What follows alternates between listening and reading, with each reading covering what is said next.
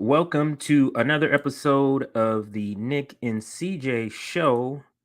I'm your co-host Compton J, and this is Nick. What's up, Nick?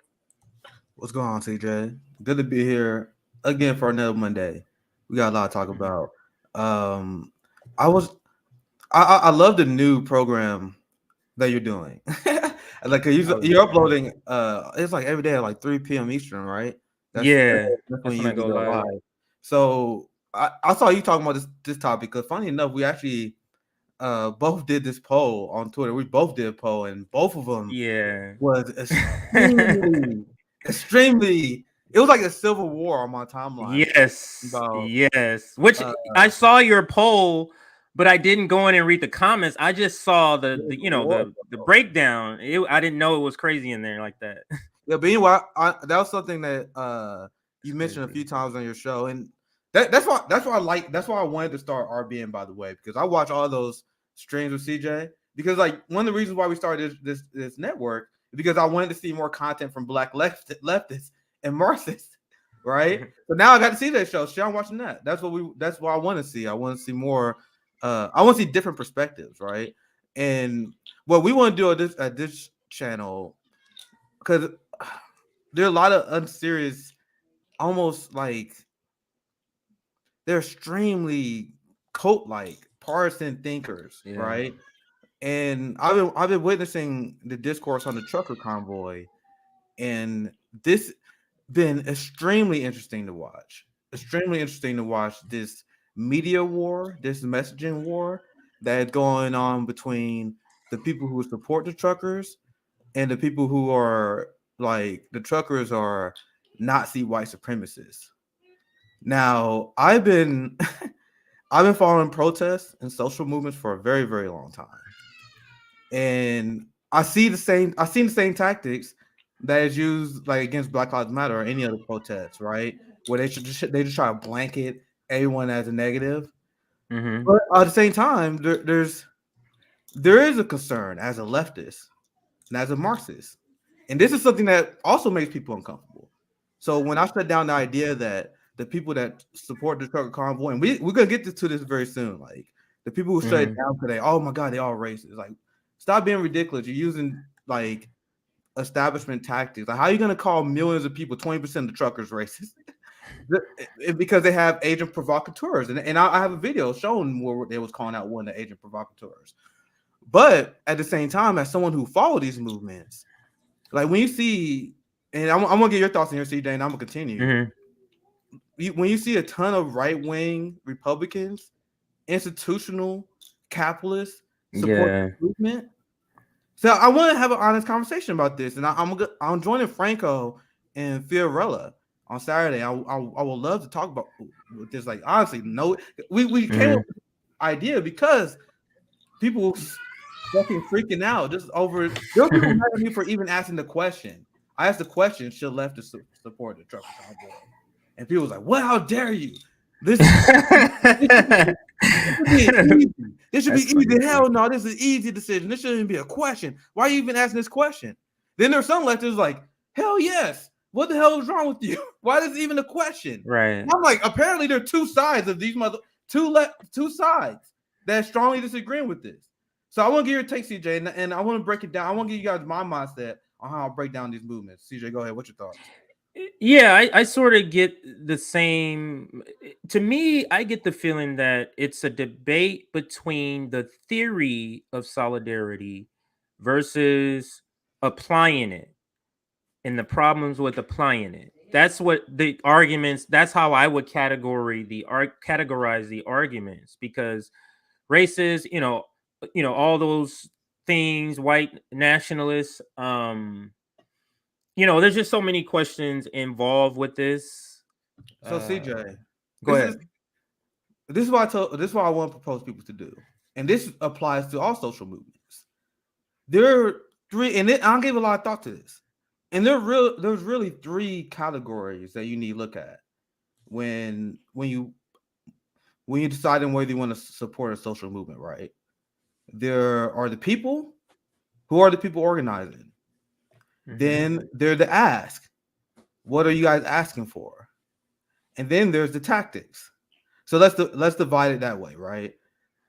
You got the ask, you got the people, and you got the tactics. Let's break down one by one, right? So when it comes to the people, this is where the biggest divide is. Yes. And Yes. this divide is based on, and this is what I noticed, and no one else is honest about this. No one is honest about this part. The people I see smear the people that support the trucker convoy. They're the people who don't support the ask. Let me repeat that. The people who smear the people who are part of the protest, they smear the people because they don't support the ask. Now, this is consistent with all social movements. The right wing, who are hypocrites right now, because now they complaining about, oh my God, these people are lying about our movement. Yeah. Like, they're using the word defund the move. Have you seen defund the police as one of their I saw that a Canadian if you look up defund the police, there's some of them using that tagline in a lot of them getting radicalized, now they see what happens. Canada. Yes. They see what happens when they have an established order going against their movement. Yes. But now they complaining when they did the same tactics against Black Lives Matter, where they will take agent provocateurs. And once again, I like to say I'm intellectually consistent, right? So when you see that stuff with Black Lives Matter, and I was there at the KC protest, I have my friend Erica, she caught someone who literally was a Fed, who was literally trying to get people to start riots, start violence. And when I was at the protest, at a Black Lives Matter George Floyd protest in Kansas City, we literally was telling people, like, bro, we don't want to derail our message because our message is on point. So we have people, especially elders, that was telling people like, yo, chill, like we don't want any problems. And then I reported this on my channel at the time. We had police that was escalating. That's when the famous KC story came out, where the police were tear gassing kids in the park because they were trying to escalate a response. Then they had agent provocateur that tried to promote violence. And then despite that fact, you still had studies show vast majority, like 95% of Black Lives Matter protests was peaceful. But despite that fact, you had the right wing who was like, oh my God, the Black Lives Matter protests are violent because they would take small examples. Now, what did this remind you of? So I really hope this is a learning lesson from the right. Because the right wingers who support this, they did the same tactics against the people who were demanding the end of police violence. So in order to deflect away from the ads, they demonized the people. Now that's what they're doing in the trucker convoy, right? So I've seen people are leftists who support the movement who are saying the same thing I'm essentially saying. Like the idea that you're going to smear a whole movement with millions of people as all of them white supremacists, while somehow you're supposed to give yourself the benefit of doubt. I've seen a lot of racists saying, yo, this is a lot of racists up there. Like, bro, you voted for Joe Biden. We're going to talk about that here very soon. So I'm going to connect those two. How are you going to vote for Joe Biden and then call other people racist? I hate that intellectual inconsistency more than anything.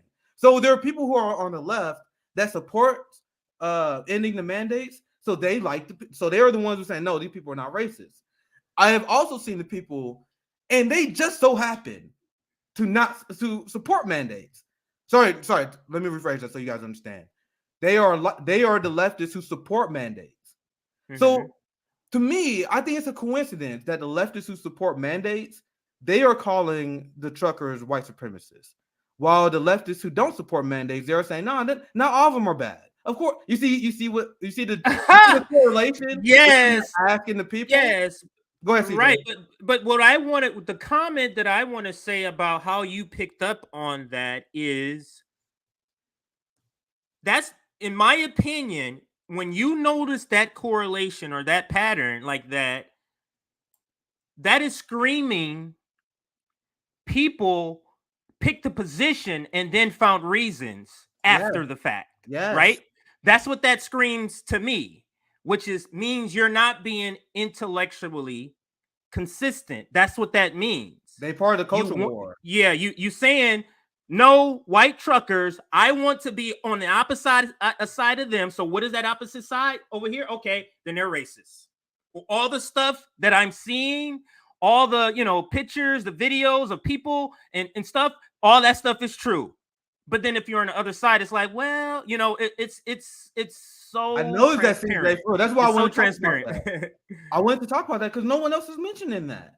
Yeah, and I'm talking to people who are super anti-trucker, and I'm going to organize it. I want to organize a debate. I got Marxists that live in Canada. They are super anti-trucker, and I would love to have someone like Fiorella, maybe Franco, anyone who's a leftist who is pro trucker. And I For want to those that didn't organize. know, they are. For Yeah, those I that want to didn't know, Franco and Fiorello are yeah. absolutely Both supporting of you it. guys, I'm not trying to speak on your behalf, but I've seen you guys are pretty public about it. So I'm not trying to speak on your behalf, but you guys, I mean, I'm literally going on Franco's show to talk about this with Fiorella. So I'm not trying to speak on their behalf. Yeah, we're not saying beyond that. I just know where they stand because Franco was in when I on this poll. Franco commented on it, Yeah, like he was so. one of I mine saw too. him going back and forth too with some people in there. So hopefully we're not letting any cats out of the bag or anything. Here, I'm gonna find my poll and we can discuss it more. But now I want to go to the second part of that because I connected the first and the third part.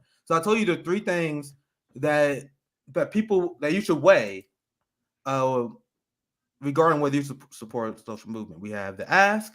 Do you support the ask? Do you support the people? And then the second one is, do you support the tactics? Now, this one is very interesting. This is very interesting. So if you're a leftist, if you're a Marxist revolutionary, how can you not support the tactics? What do you guys think a general strike would look like? So like this. Just like this. And I've seen people who are anti-trucker. Once again, this part doesn't even have anything to do whether you support mandates or not. But I've seen them saying this protest is bad because they are shutting down social order. They're making the lives of the civilians in the area hell. This is why the movement is bad.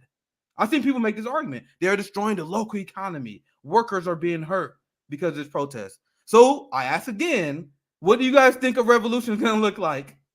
What do you guys think a general strike? You think people are not going to be hurt in a general strike? The point of the general strike is to shut down the economy and shut down society. So capital is forced to respond. So when we look at this part, the tactics, I don't know how anyone, and this is the only one where I think it's pretty definitive.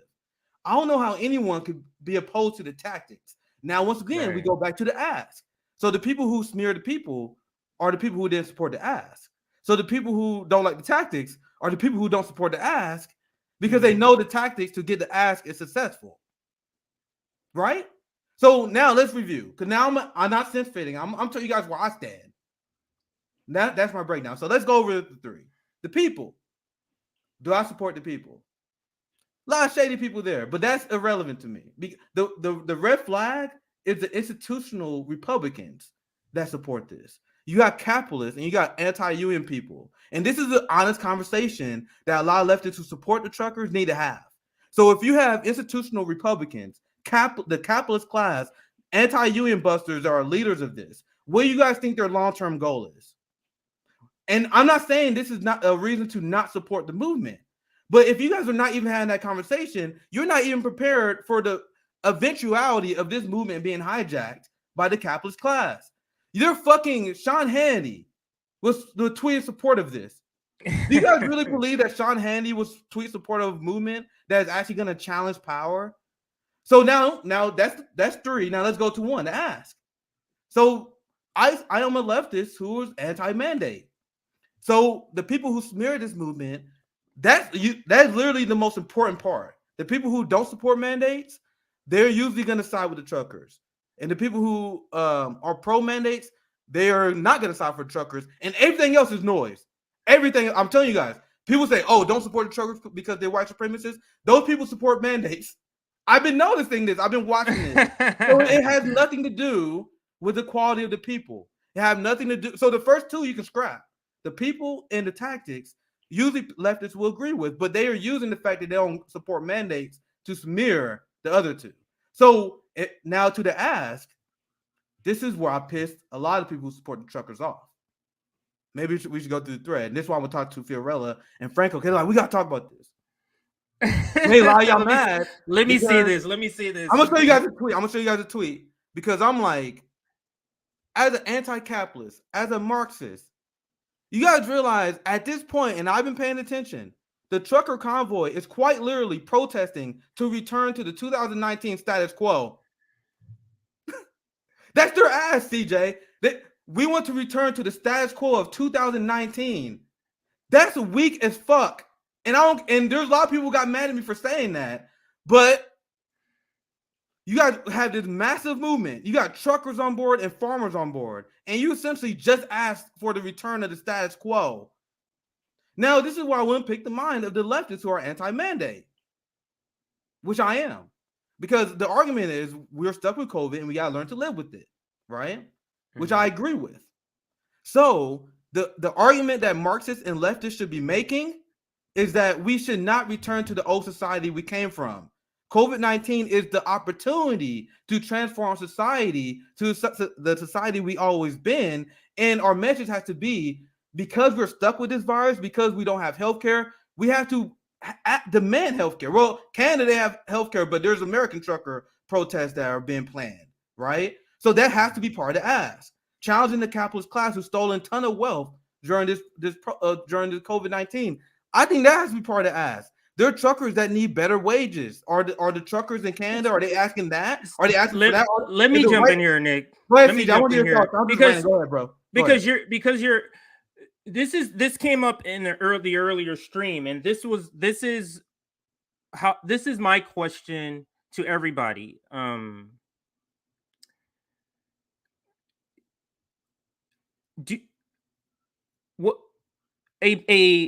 A movement, a protest, a direct action that is spontaneous may be missing a lot of what we're talking about as far as the ask.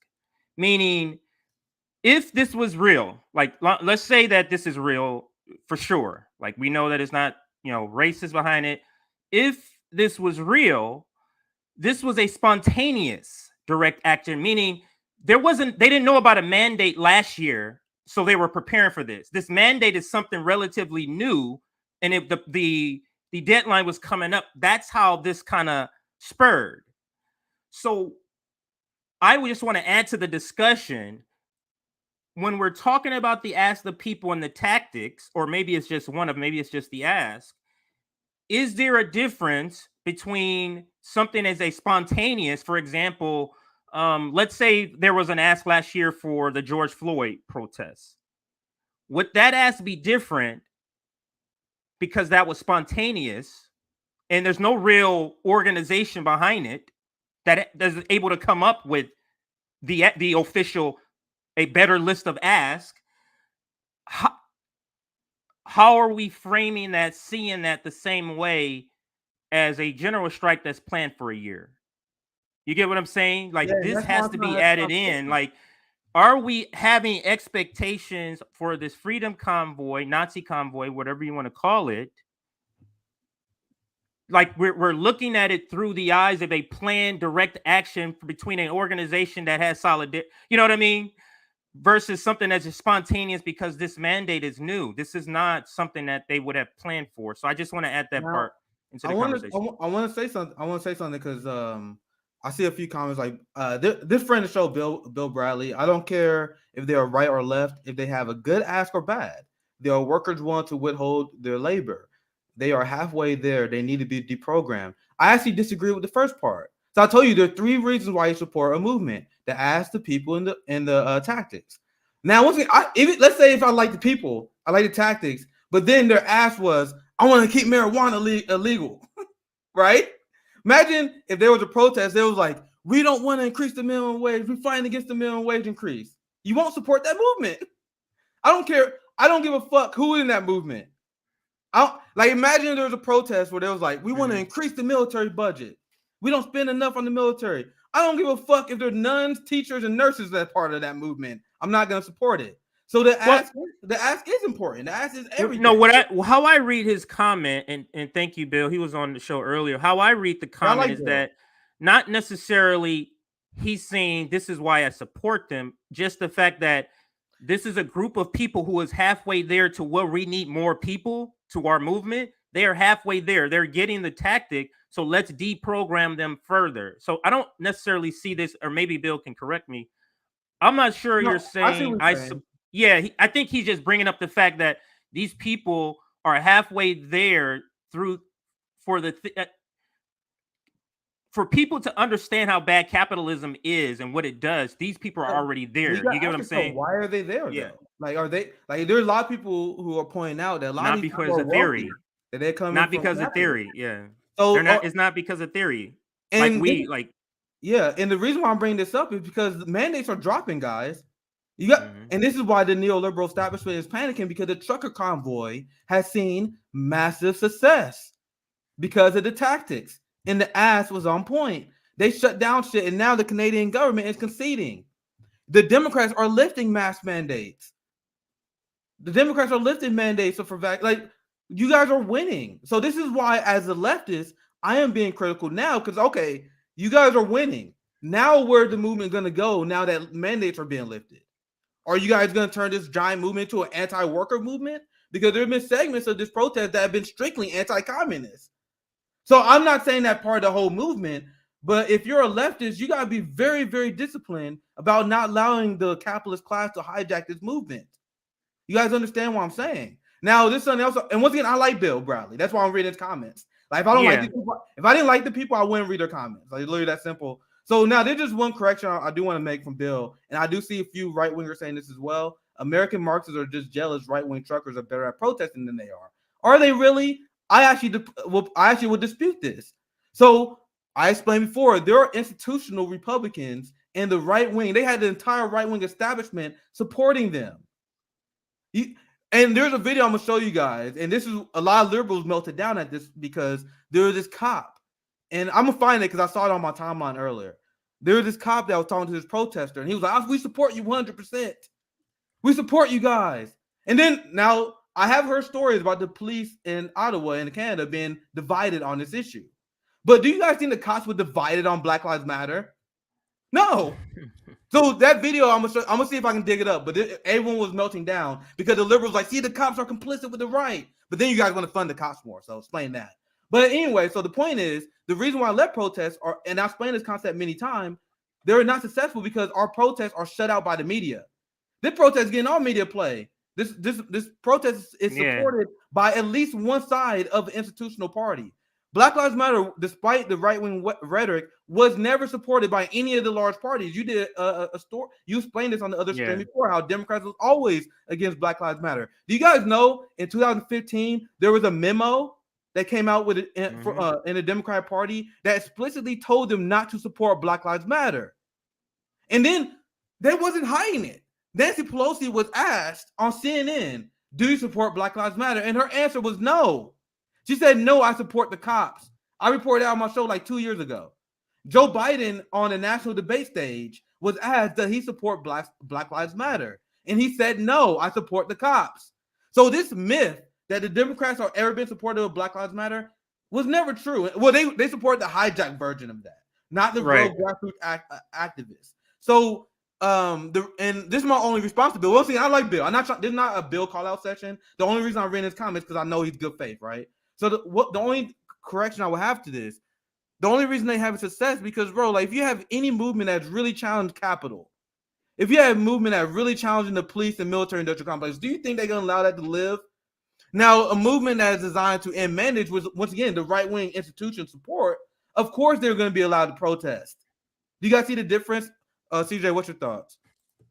No, we can see the difference in the coverage of the media. I mean, they would basically show Black Lives Matter always violent, aggression, never like interviewing. I can't even remember them ever interviewing people on the ground. I like never. I've seen many videos on YouTube and Twitter, but corporate media interviewing them when you could see a lot of interviews with these people now, and it's just I don't see how other people don't see it, and that's what's unusual to me. And also with the poll, and I'm curious to know the number of your poll. I want to put mine up too. Yeah, put that up. I want to see how similar it was to the one I put.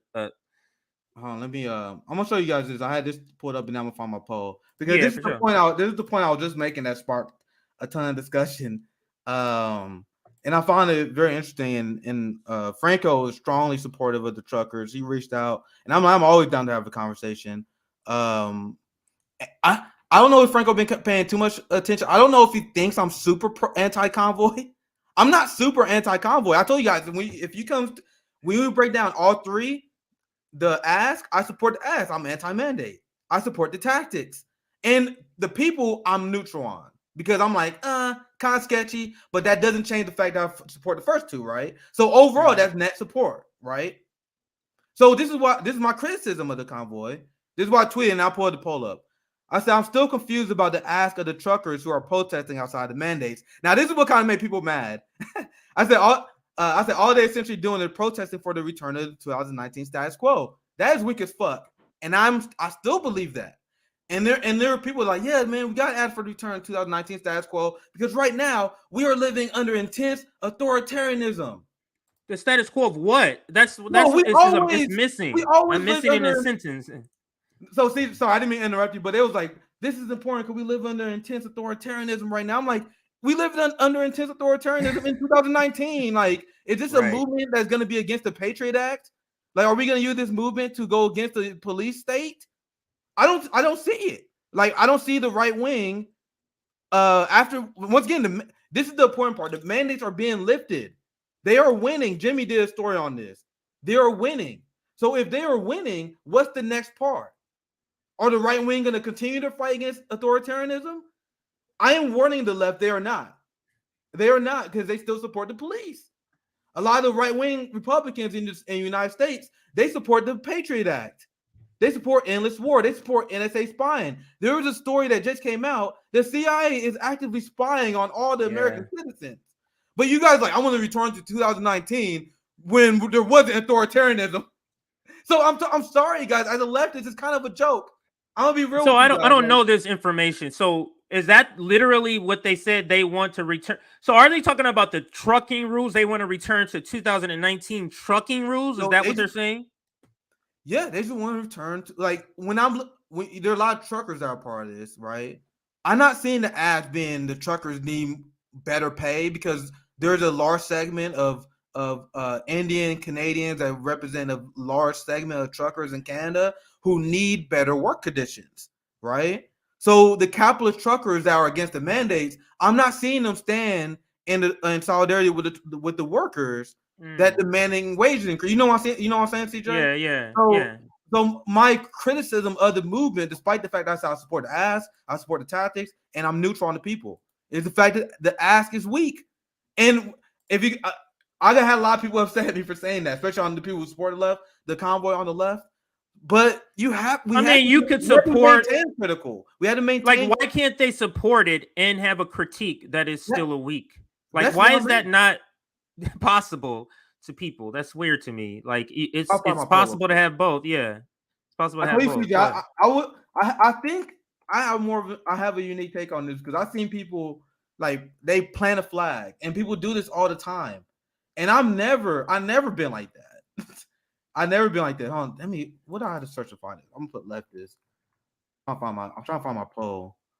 I'm just reading through some of this stuff. But the aggression about this is so crazy.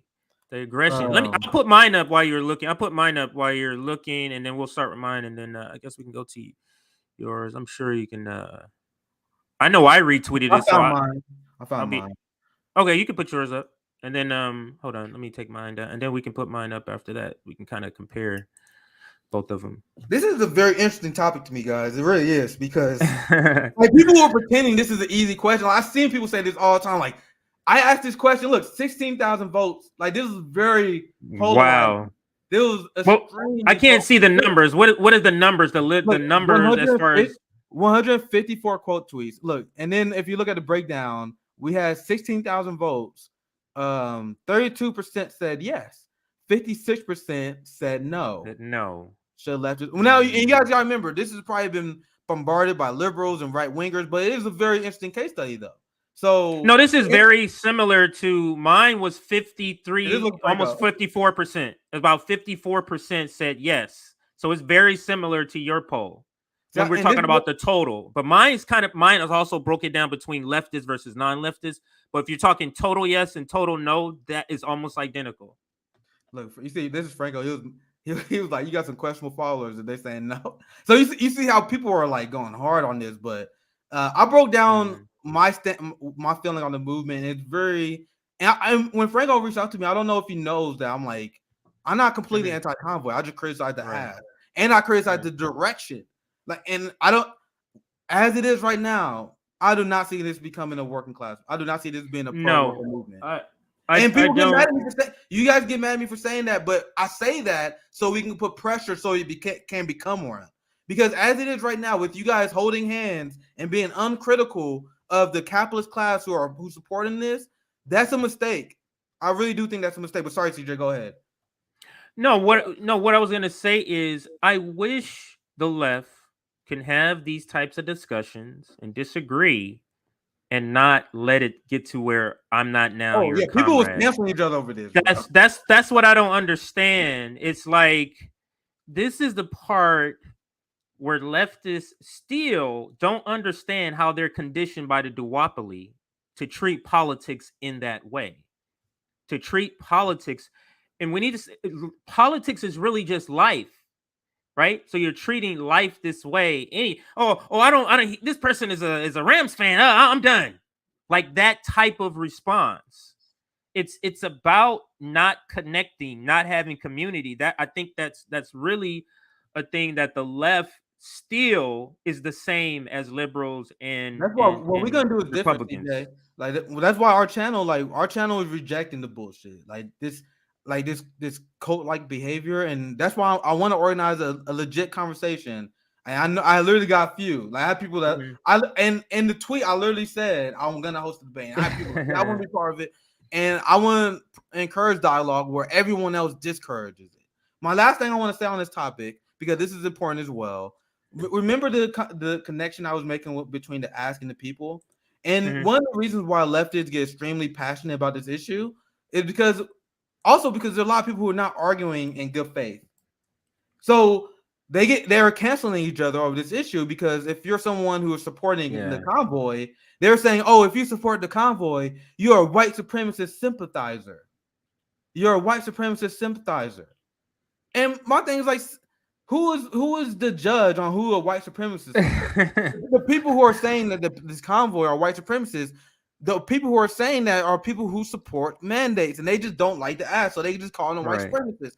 My stance is consistent on this, right? So I'm not gonna cancel you because you vote for Jim Crow Joe, and we're gonna do a segment very soon. If you supported Jim Crow Joe, you enabled racism, especially if you knew his record. Like there are people who knew his record, they knew how he won the most anti-black politicians in the modern history, and they still voted for him. If you vote for Jim Crow Joe, and especially after this segment that we're going to do here next, and you're not in the streets protesting them, how? And I am legitimately asking this question, and I wanted to talk about this with anyone. If you voted for the Democratic Party, how can you call anyone a white supremacist? I am legitimately confused about this. That's why when you hear me talk about this issue, that is not the defining factor. You see, I'll talk about the ass, I'll talk about the tactics, I'll talk about the pros. Like, is it going to be pro-worker? Is it going to be pro-capital? Like, CJ, my analysis, I never mentioned, like, I'm not supporting this, because they're white supremacists. Because that's a fucking smear tactic that is designed to, and here, I want to show you this video, because I'm gonna transition this because I'm going too long. Because when they smear Black Lives Matter, and as someone who followed and studied social movements and how the establishment attack them, they use agent provocateurs. Now, if everyone should take this video in consideration, because I have seen similar things at Black Lives Matter protests. My friends literally called out a Fed who was a former pedophile. He was a pedophile who was working with the Feds, who was working undercover in Black Lives Matter, who sold out the protesters to the cops. He was advocating for violence. Like, these are anecdotal stories that I have for you, but they are proven by reports that the fact that they do this, agent provocateurs, is a known thing, and I have seen it. Now look at what they're doing to the Canada protest, right? Check this out. And I'm gonna mute my mic after I explain this here, but look, a provocateur hiding his face attempted to distort the appearance freedom movement in Ottawa, Canada. He was quickly pointed out and told to leave.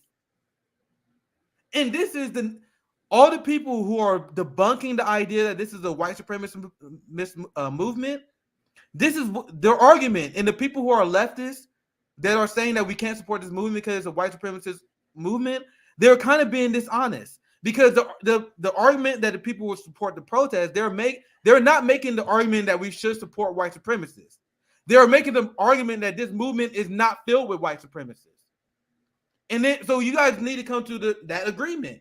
And the people who are canceling leftists for supporting this, they're canceling them because they say, "Oh, you're supporting white supremacy."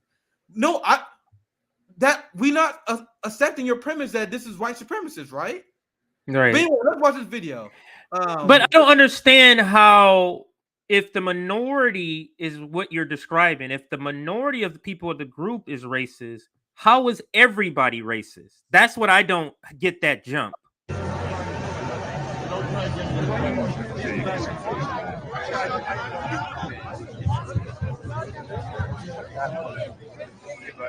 Now he's going. Now he's gone.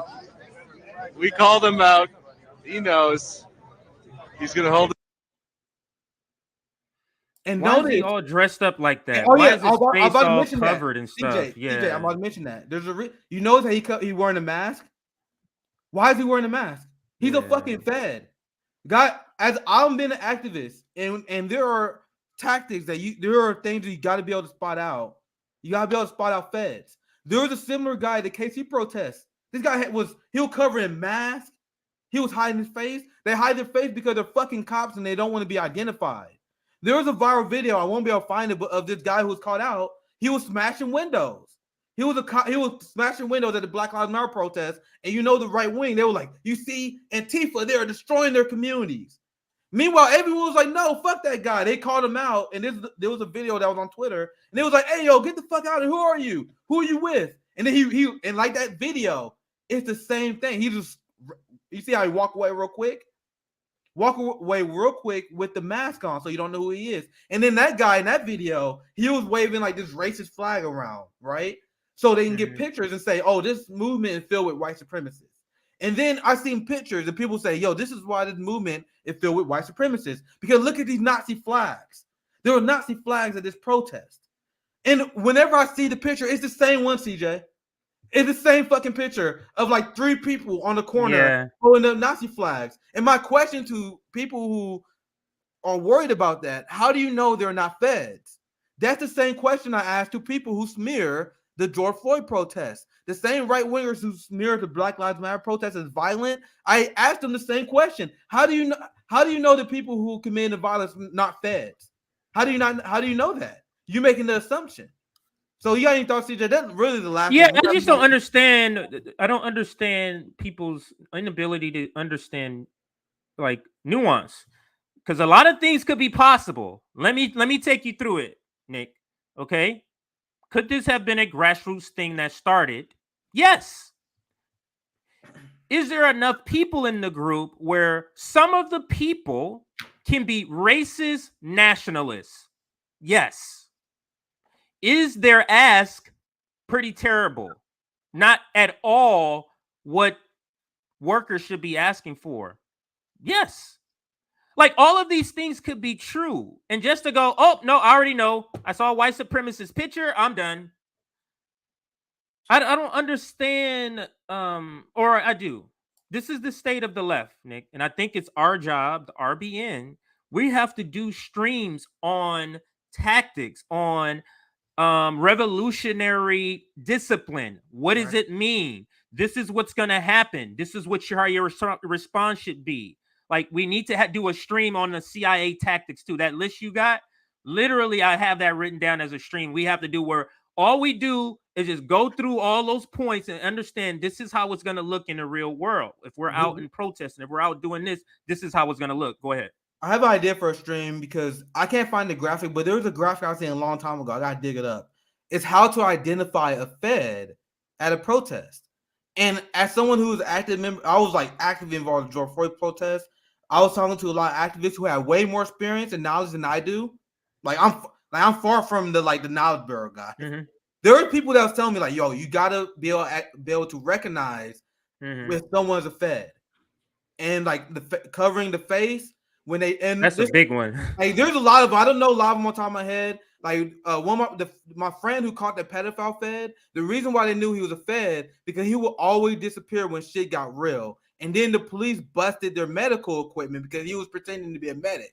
And then it was like, how the fuck do the police know what this is? And then they put together all the shady shit he did, and then they outed him as a fed, and that was proven to be true. I gotta dig this tweet up, man. It was a long time ago, but now let me show you guys. Once again, I am sharing anecdotal stories here, but this is widely reported. So I give you my anecdotal experience. Now here, and this is just one of many stories that I literally just pulled up. This is recent. I didn't even read this one. See, this one, December 23rd of last December. FBI agents infiltrated racial justice protests in Portland. I can find more, but I think you guys get the point. This is widely reported. The FBI covertly infiltrated the 2020 Black Lives Matter protests in Portland. Mm-hmm. This is not a conspiracy. They literally admit this shit. Agent provocateurs, look it up. You got police and you got agents of the state that go to hijack and make otherwise peaceful protests violent. So if you're a leftist, once again, I am a leftist who have this knowledge because I was a protester. So even if I did not agree with this convoy movement, I could still see this shit. Like when immediately when the smears came out against the convoy, I was like, oh, they doing the tactics. They using the formula, and people fell for it. How can, once again, there are millions of people in this protest, including black truckers that I've seen, Indian truckers that I've seen. How can you paint this entire movement as racist? That is just as ignorant as painting the entire Black Lives Matter protest as violent thugs, guys. So I am intellectually consistent, right? So I'll try to view both matters in that same lens. So let me show you. Go ahead. Let me just show you my poll, and then we're gonna move on from this story. Yeah, we didn't plan to be on here this long, but it was a very interesting topic that to talk about. So this was mine. If you add these together, it's very similar. If you add these together, it's like 53%. But look at just the leftists, 44% there versus 36.7. So very, very close. And this is the final tally here, the breakdown of the numbers. Very close. So 200% different between the leftists. And very similar here, about 202. So very, very similar. Just wanted to point that out. But yeah, Nick, it was off the chain in this thread right here, like 400 comments. Yeah, we wasn't planning on talking about this long, but I told you guys I'm a political nerd, and I'm very interested, and I've been reading about social movements. That's kind of why I study. Like, that's my thing now, right? I'm very interested in how that works. So this whole struggle convoy thing, I've just been watching it. I'm like, this is extremely interesting. Watching people, I see like how they use propaganda and how they discredit movements, and I've seen this culture war and info war, and both people. And I see both sides kind of be dishonest in a bit. So I hope that's kind of my movement. And that's the last time I want you guys to take away. The ask, the people, and the tactics. Everything else is a distraction. And anyway, I ended with there. So let's do let's is there any more any comments? We can go to our next story. Yeah, we can just go to the next story. So I mentioned earlier, and let's start this segment with some fire. There are a lot of people who was making an argument that there are leftists who want to work with white supremacists. We were just talking about the trucker convoy debate, where people will pretend the reason why they don't like the movement is because of the people. Just be honest. You don't support the ask. Just be honest. Mm-hmm. So, as people, our channel has been calling out intellectual inconsistencies. And the people who are 100% like, we should never, ever, ever, under any circumstance, work or support white supremacists, even if they support something that you support, even if they support healthcare, even if they support a living wage, you should never work with a racist. This is what they come. This is the messaging that come from the liberal establishment, the progressives who are sympathetic to the Democratic Party. And I mentioned earlier, meanwhile, they voted for Joe Biden. Meanwhile, they voted for one of the most psychopathic, one of the most racist people, one of the most destructive public figures in not even modern American history, in modern world history. And I am not bullshitting you guys. And we about to cover this story because Joe Biden is complicit with mass genocide, mass murder of the Afghanistan people. So let me pull this article up and I want to get your thoughts, CJ. So the same people, let's make this clear. The same people that was like, under no circumstance, even if it would benefit workers, we will never support white supremacists. They'll vote for Democrats. They will march in the street for Democrats. So you guys see how the inconsistency kills me? So let's look this out. This is written in Intercept. You can find 1,000 stories similar to this. Biden's decision on frozen Afghanistan money is tantamount to mass murder. Why do people have the balls to write these stories and say Biden is a mass murderer? But you guys are okay voting for a mass murderer? Like, these people, they will write great stories. Oh my God, Joe Biden is starving. He's committing genocides. He's funding the police more. He's funding the military, and they're poisoning the black community. The Navy is poisoning the indigenous Hawaiians' water. But we got to vote for them because they're the lesser of two evils. Doesn't make sense to me. Doesn't make sense. Yeah, go ahead, CJ. Feel free. No, I was just saying that no, I want you to continue, but that absolutely doesn't make sense. And this is the intellectual inconsistency. You don't support the truckers because of what you're saying. Let's just take them for their word, because of racist Nazis, right? But you went and voted for Joe Biden, who's racist, who has black and brown and indigenous people behind bars for decades, destroying families. Like, it doesn't make sense. Go ahead, Nick. I was about to say, CJ, we know leftists who are consistent on this. Like, these are some of our friends. I have friends who actually disagree with me on this. They'll say, yeah, I will never work with white supremacists. But then they also didn't vote for Joe Biden, right? So they're consistent. It's the people who say, I will never work with white supremacists, but they vote blue no matter who every 2 years. Those people drive me crazy. Like, I have no problem with consistency on this issue. If you're one of the people, self-care. Like, even if you disagree, as long as you're consistent. Right. If you disagree with my stance, and there are people that are friends with me who disagree with me on this, when we're still friends, but I know those friends did not vote for Biden. So I can't even call out them out on their hypocrisy, because at least they're consistent, right? So this is the thing that is killing me, because it's actually harmful for the battle against institutional racism, what they're doing. You guys understand what they're doing by painting only the right wing as racist? It's actually harmful for a battle against white supremacy, because they are whitewashing the crimes of the Democratic Party by doing so. And this is a concept I want to explain to people. Stop running away from critical race theory. Do you guys know critical race theory explains that it is actually not productive to blame racism on the individual? When you look at critical race theory, the focus is on the institutions. So the right-wing culture warriors who hate critical race theory, they don't even know what it means, because they say, oh, critical race theory is bad because you want poor little Timmy to feel bad about his lineage. No, we're telling poor little Timmy that our community is impacted by the institutional racism, like the prison industrial complex, the Wall Street that's stolen and siphoned our wealth. So instead of blaming little Billy for growing up a privilege, Billy only takes responsibility if he's continuing to prop up the forces of oppression. So if Billy is fighting the forces of oppression, there's no reason for him to feel guilty. But if Billy is like, I'm going to vote Republican, I'm going to vote Democrat, I support the police, then Billy, it's your fault, and you should feel bad. And that's why they don't want people to learn critical race theory, because critical race theory is all about putting the onus on the institutions.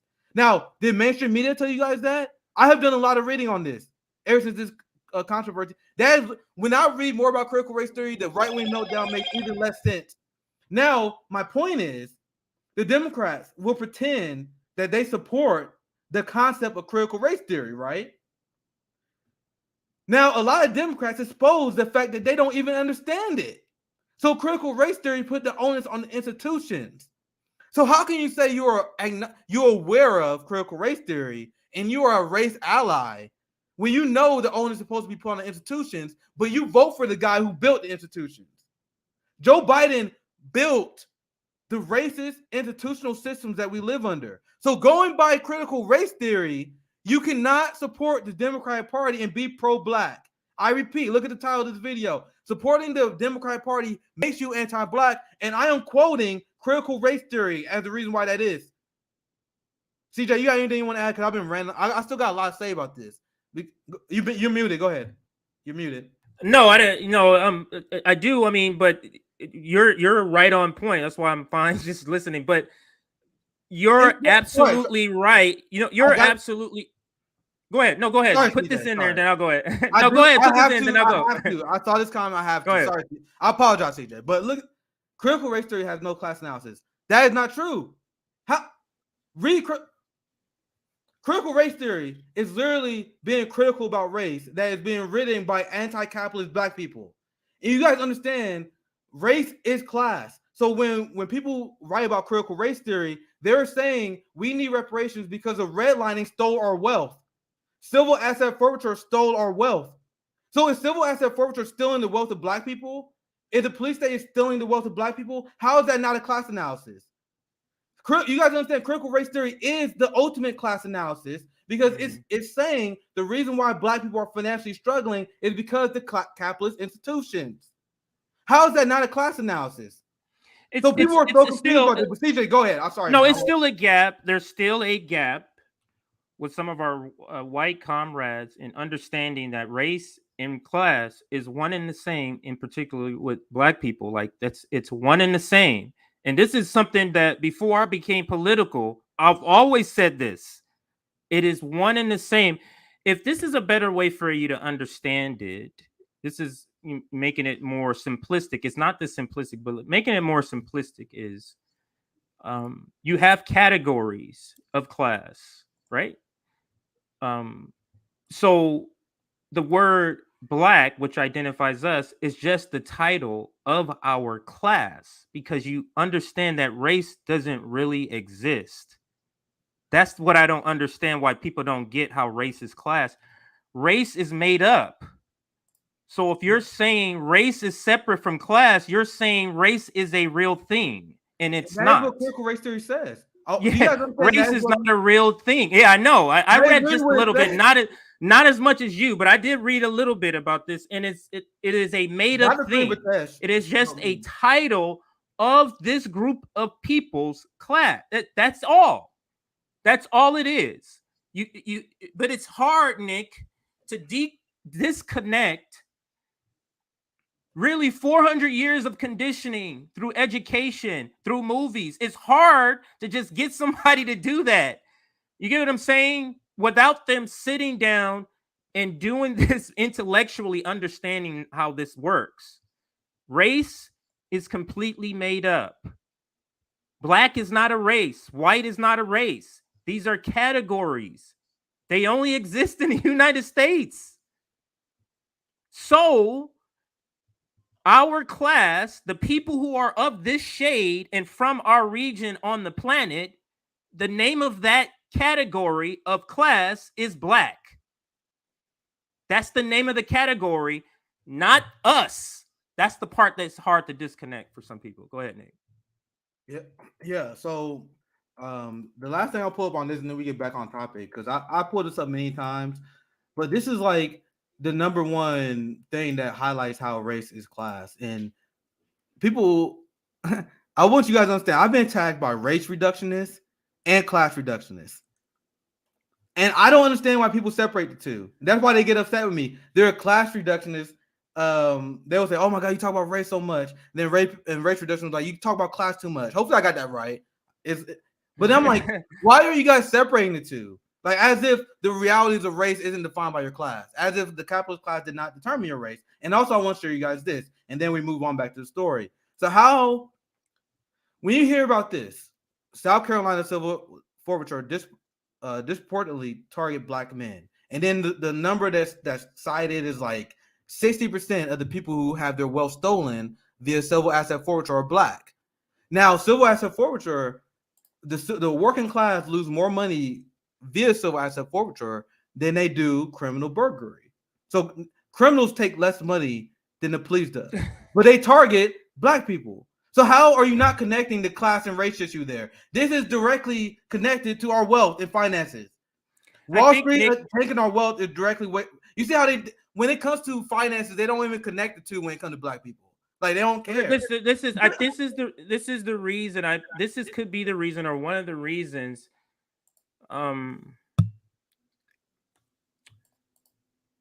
white people can see things done to black people because of our race and they're fine with it, but the same thing is done to their class and they're not. You get what I'm saying? This is how they're able to departmentalize things. This is how they're able as an American. This is how. Go ahead. Oh, sorry, this is the last thing I was saying, and then we move on back to the Biden story. For this person who's been critical, he said critical race theory doesn't explain this. What do you and this person? I'm just asking, what do you think critical race theory is? Like, and I reported this on my show. There are black authors all over the country that are being censored and pulled because they are black people who just so happen to write about the race because they're black authors. So when you understand critical race theory, you understand critical race theory is literally just thinking critically about race. So when you say that critical race theory doesn't accommodate for like class analysis in the capitalist class, my only response is you guys understand that when you say Cornel West doesn't have a criticism of the capitalist class, critical race theory isn't this one lump thing. It's something like when you have black Marxists write about how capitalism is racist. That's critical race theory. Critical race theory is literally just critically thinking about race. People keep pretending that critical race theory is literally like, critical race theory is defined by. That's not what it is. And that you seem to be confused by that. So if you're a black Marxist and you write about how capitalism is racist, right, like you say they don't, that's critical race theory. When I write my article, my first op-ed I wrote, when I say how the black capitalist class is responsible for our destruction, that's critical race theory. Anytime someone is analyzing race and how it impacts people, that's critical race theory. So when this person here says that, when people talk about critical race theory, they're not doing a class analysis, that does not make sense. That doesn't make sense because as a black Marxist, when I do a class analysis, that's critical race theory. You guys see what I'm saying? There's so many people who don't understand it because That's because Nick. Exactly. You just went to where I was just gonna say. People learn some things through snippets of here and there, and then they want to go and regurgitate it like they know the information, or they'll watch something they don't understand they're being propagandized instead of going out and doing the research. The long form, okay? The long form, not, you know what I mean? Not, 5-minute skimming articles. The long form is where you're digging for like a couple of hours finding information. That is what we're talking about. So go ahead. I want to get back to the topic. Because we kind of went on a separate tangent. So I'll reintroduce the story just for clipping sake, because I want to clip the segment. So I'll probably just reintroduce it just for the segment. But before we start, I do want to get shout out to my friend Didi, personal friend. She helped me out with a lot. Also on foreign policy, amazing on foreign policy. The reason why I'm giving her a shout out because she's recently been banned on Twitter. And you know what she does? She doesn't do anything but talk about how we should free the DPRK and how we should end U.S. sanctions. She talked about the Yemen, the genocide in Yemen, but she was just banned on Twitter. Guys, they're going after anti-war voices. So solidarity to my friend. They're gonna come after us eventually. They're gonna come after us eventually. So hopefully that she can get her account back. They're going after leftists. And the right wingers who pretend they care about this issue, they never speak up when a leftist is censored. Right. And this is one of the problems. I'm gonna reintroduce the Afghanistan story because I might clip this individually. So here's the Intercept story here. Joe Biden, and this is what was written in the article here. Joe Biden decision on freezing the money in Afghanistan is tantamount to mass murder. Now let's look into the details. Biden is crushing the Afghan economy by seizing seizing 3.5 billion of its people's money and diverting the other 3.5 billion for a trust fund to benefit the Oh my, that is so fucked up. And I'm gonna explain to you guys why this is. I actually didn't read that sub headline before. So I'm gonna show you guys why that's so fucked up. So let's read the first paragraph and then I'm gonna shift to the other part. They literally said to benefit the Afghan people. So after making the initial brave decision last summer to what? God damn it, Intercept. God damn it. See, now I gotta get into another part. now I gotta explain something else. CJ, you remember because we was a channel back then. We was covering Afghanistan. I have the receipts. I had an interview with Max Blumenthal. You can Google it. Google Max Blumenthal on FHL. Where I quite literally explained, I was like, bro, if you're a progressive and if you're praising Joe Biden for pulling out of Afghanistan, you are a fool. This is not shocking to me. What's going on in Afghanistan right now? See, now I was planning on saying this later, but now look at the first part. Look at this. After initially the brave decision last summer to withdraw, no one should be saying that. No one should be saying that because I explained it was a shift in strategy. And when we covered this last year, there was no point in which anyone should say Joe Biden is ending the war in Afghanistan. And I explained that to Max Blumenthal last year, CJ. I don't know if you remember that. Remember this? I remember. Last year, I remember. On this show last year when we had like 2,000 subscribers, we made the prediction. I told you guys the Afghanistan war is not ending. Did I not say that? I literally and I got the receipts. I'm gonna pull them up. I told you guys the Afghanistan war is not ending. They are shifting the strategy. So economic warfare is war. You guys understand? More people die via economic and economic sanctions than they have in hot war. 20 million Afghans gonna die. More people gonna die because economic sanctions than the occupation of Afghanistan. Now I'm gonna get you in there, CJ. I want to share this part. Damn, I really hope I have it saved. Here, I think this is it. Look at the evil of the Biden administration. No, if you vote for Joe Biden, if you're distracted on anything else other than holding him accountable, at this point you're becoming complicit. I'm gonna get into that spill here later. But look at this story.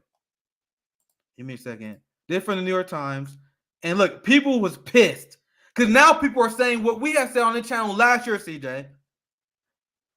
Breaking news. President Biden is moving to split $7 billion in frozen Afghan central bank assets between 9/11 victim families. They are stealing money from Afghanistan people to give to 9/11 family victims, despite the fact that the terrorists that are responsible for 9/11 came from Saudi Arabia. That is absurd. And we gave Saudi Arabia a weapons deal, and we were taking money from Do you guys understand how crazy this is? There is not enough words in the English language that I can say that can convey the insanity of this. So now let's go back to this article. This is coming from, they're not to be fair to Austin, this is not him saying this. This is coming from the Pentagon. According to the Pentagon, they're saying they're doing this to benefit the Afghanistan people. That's ridiculous. But as you see here, they're taking the money to give to Americans. You guys see this? This is who you voted for. This is crazy. I'm getting passionate, I'm getting pissed off because I don't understand how people don't. There are millions, 20 million people that are set to die because of this. They're starving because of this. And you guys continue. They're running a fucking vote for Democrat summits. People are still going to vote for Democrats this year. And this is what they're doing. My issue, and I know I went for a very long time, CJ, I apologize. But then my last time was no worries. My issue with the Biden administration is not what he didn't accomplish. And I want to make this clear. There's a giant misunderstanding on the left about this shit. And I'm getting tired of it. Oh my God, Joe Biden is disappointing because he didn't implement a public option. oh my God, Joe Biden is disappointing because he didn't give us a $15 minimum wage. If you was expecting that, you're a moron. Joe Manchin and Cruse Cinema blocking legislation that is part of the legislative branch. And people are saying, oh my God, this is why Joe Biden is not effective, because of Joe Manchin and Cruse Cinema. This is why people need to take civics. When you look at the presidency, when you look at the executive branch, Joe Biden is the commander-in-chief. Joe Biden runs DHS, which is in charge of ICE. He runs the military-industrial complex. Everything that he has control over, he has been extremely evil. So Joe Manchin and Cruse Cinema has nothing to do with the fact that Joe Biden is funding the genocide in Yemen. Joe Manchin and Cruse Cinema has nothing to do with the fact that he's literally starving the Afghanistan people. And you see how people get it twisted? People say, oh, we got to vote and support the Democratic Party because if we get more Democratic senators, things will be better. How would things be better when those Democratic senators have nothing to do with the worst actions of the Biden administration? He is in charge of the executive branch. So if he's in charge of the executive branch, there's not shit you can do in terms of voting for Democrats that will stop him from being a war criminal. And there are people who are saying we got to vote for more Democrats. And we got a video I'm going to show you on AOC later. She was called out by anti-war activists. Where's AOC? Where's the squad? Where are the progressives on this? Where are the Biden voters? And I apologize. This is the last thing I'm going to say, CJ. Where are the Biden voters on this? The Biden voters right now are spending their time smearing the convoy for being white supremacists while their boy is arming neo-Nazis in Ukraine. Do you guys see why I get frustrated? Why I never take one side of the partisan cultural war divide? They're usually both deeply unserious. We can't support white supremacists, but we don't support the party that is starving Afghanistan people. We don't support the party that is bombing Palestinians. We don't support the party that is complicit in starving the Venezuelans. Do you see how stupid political discourse is right now?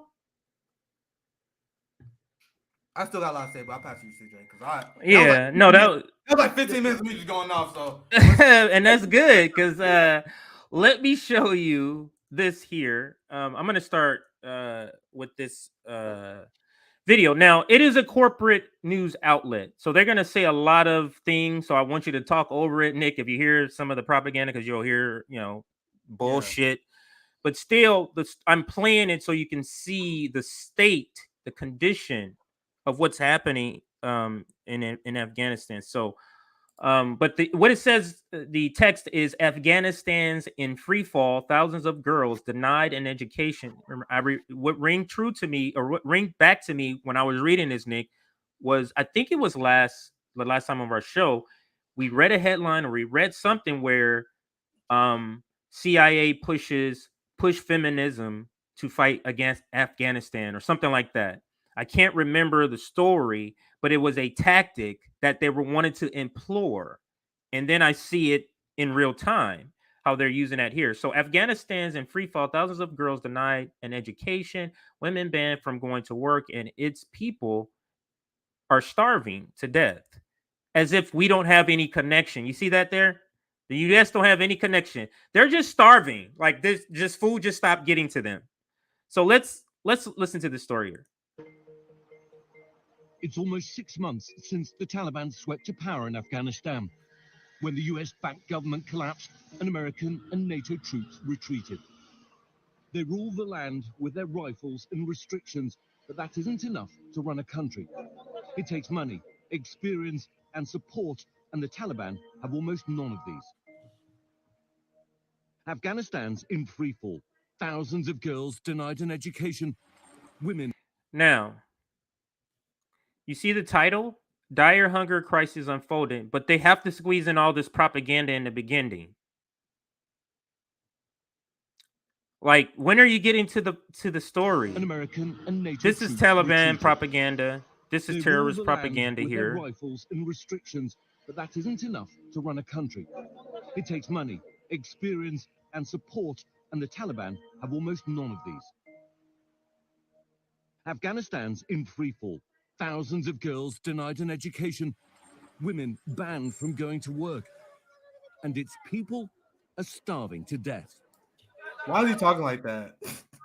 The wheelbarrows and I know. carts of Kabul are laden high with the best the land can provide. But this is a market without customers. Most Afghans have run out of money. When the Taliban took over, more than $9 billion in assets were frozen to prevent it from falling into the Taliban's hands. But it's That's the excuse they're giving. Did you hear that? Of So starving see, people. yeah, I want you guys to realize how stupid this is. I want you to realize how stupid the talking points that come out of the Pentagon and U.S. State Department is. Let me walk you guys through this. The Taliban is evil. The Taliban taking over Afghanistan is such a horrific thing because them taking over will lead to the death and destruction of countless people. So in response to that, we're going to steal billions of dollars that will starve countless people. Can someone explain to me how that makes sense? The Taliban is so evil, so we gotta fucking oppose them at all costs because they're gonna be responsible for mass death. So we gotta cause mass death in response. Do you guys understand how fucking stupid the U.S. empire is? But go ahead, you can continue the video if you. White supremacy, Nick. White supremacy. One of the things white supremacy is about, it's a fear of disappearing. It's a fear of disappearing. So what do white supremacy and imperialists do? They go around murdering people, black and brown people, literally, just to have larger, not just to, there's other reasons behind it, but the result is to have larger numbers of white people. It's a fear of disappearing. And I'm gonna leave it. Let's get back to the video because this shit is this is some white racist bullshit right here. And I was watching that video. I was even mocking the way he talked because as someone who don't watch a ton of corporate news, when I do, it's everything. Like look jumps out at you. Like for real. Like I may be nitpicking, but look at how he's speaking in this. Like you see how we talk in our podcast. I have this country accent. Like we may not be professional, but we are real people explaining these stories the best we can. Listen to even the way he talks. He sounds like a movie trailers guy. Yeah, for real. Listen, he sounds like a movie. Why are you putting this fake voice on? What are you trying to accomplish? It's small stuff, but you continue the video. No, but all of this, it's small things, but when you add them together. But let me continue.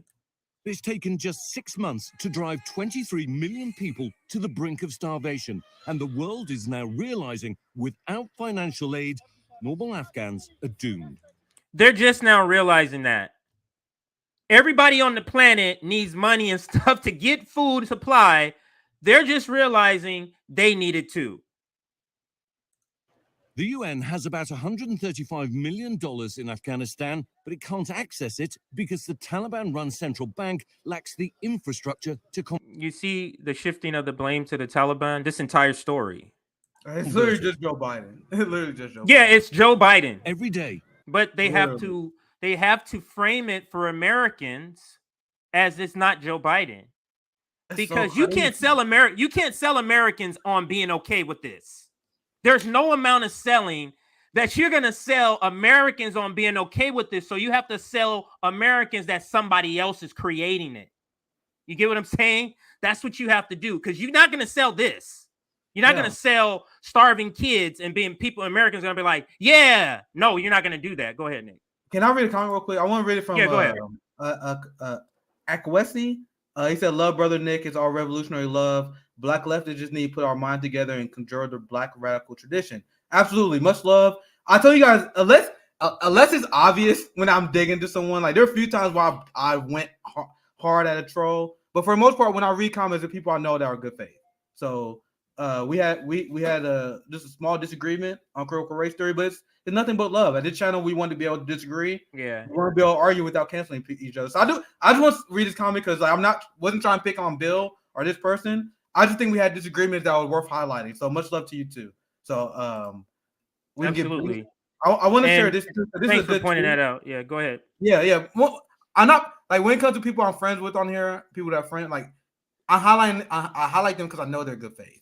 Like there's a few. I remember when I did that Sam Cedar stream. There's a few Cedar fans I dragged because it was AOC fans. Like I think it's super obvious when I'm like going for the kill versus just instead of just you're using his comment as a way of talking about something. Yeah, I I do want to say something though. I was about to say this on my solo stream, but since we having this kumbaya moment, I do want to address something. I don't know if I said on this show or on one of my other streams, but I do want to address something I said about ADOS. Because there were some people who talked to me. ADOS, African descent of slavery. Yes. Because I said that a lot of them was anti-immigrant and a lot of them was anti-gay.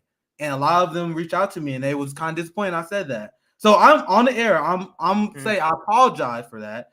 And the reason why I apologize, no one forced me to do this.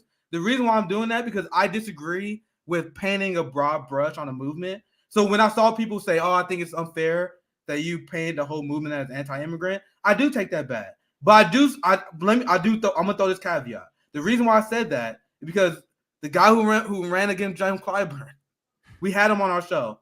He's a big ADOS guy. Like he propped up by everyone.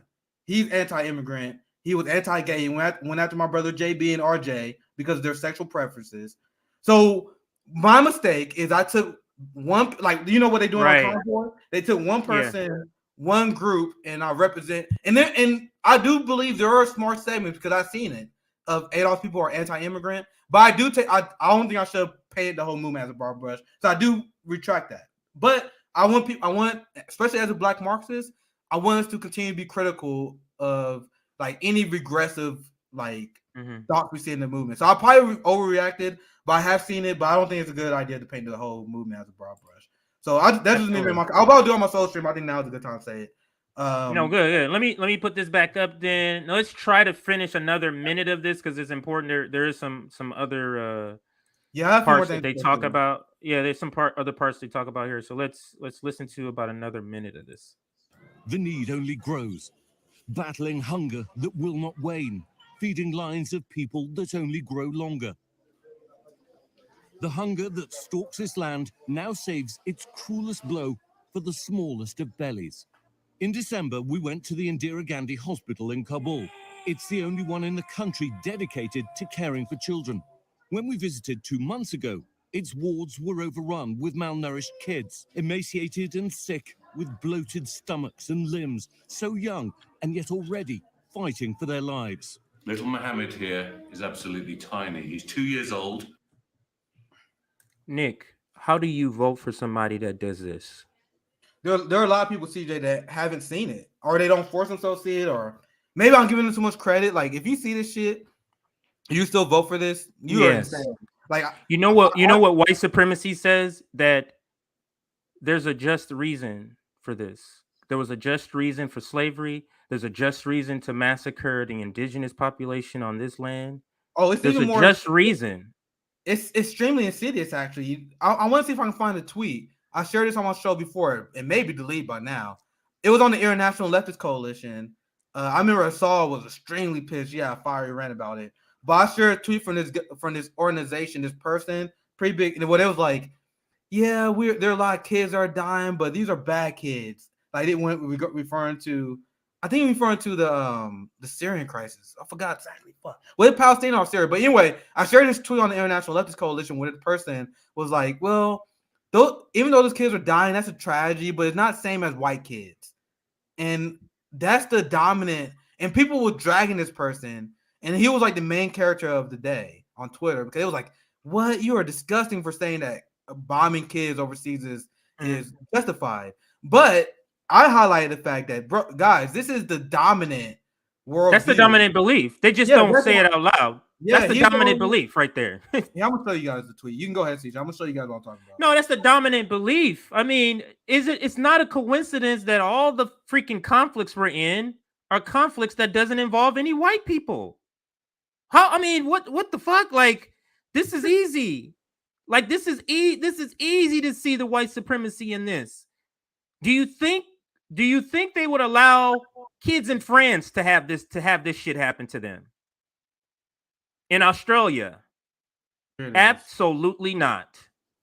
But again, white supremacy is saying that is okay for brown people to go through this because we're the white people riding in on the horse to save everybody. So this is, like, you see here, I said this count getting dragged to death. You see this, and this got a lot of engagement because pretty much anyone who was going after this person got a lot of engagement. Look at this. Look at this tweet. And look at the ratio. This is probably one of the craziest ratios I've seen in a long time. Look at that. 5,000 comments to only 200 likes. A lot of those had to be on accidents or they're extremely shady. So look at this tweet, and I'm sharing this again for a reason, because just to explain the mindset behind these neocons, which are both in the Democratic Party and the Republican Party. So how do they justify? How do Barack Obama justify bombing kids when he's president? How do they justify starving kids in Yemen? It's because of this mindset that this person was just dumb enough to say it out loud. This is what Bill Kristol believes. This is what the people of the Lincoln Project believe. It's sad when kids are killed. But the hard truth about these kids, they're not the type of kids who come home after school and play soccer with their friends. They're the type that start killing during their childhood. Their fate was sealed anyway. Nothing could save them. And I'm telling you, there was something about this tweet, and we broke this down on International Leftist Coalition, that really, like, you see 4,000 quote tweets, almost 5,000. There's something about this tweet that really made people sick. Like, my response to him, when I first saw this, I was so shocked. I couldn't think of anything to say. I was so shocked by the evil of this tweet. I literally was like, fuck you. Got over 2,000 likes. Just to show you guys how this tweet reposts people, right? So the point I am making, why does this tweet repost people, but then they will vote for the people who hold the ideology? Right. That's what's weird.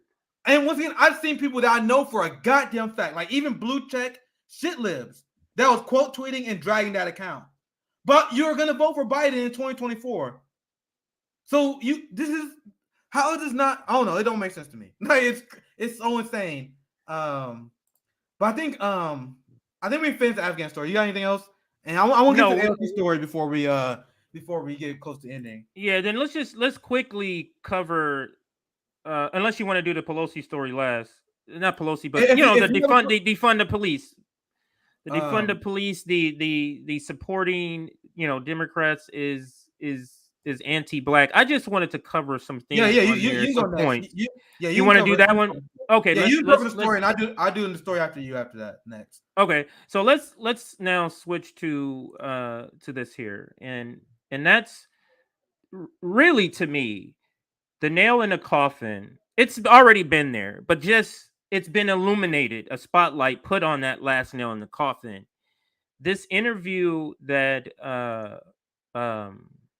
Nancy Pelosi did with what was it, George Stephanopoulos, or I forget his name, but that interview that she did with him, where she explicitly, now we all knew that they weren't supporting black defund the police, but for her to explicitly come out as a way of kind of putting a knife into you, to come out like that, to me was just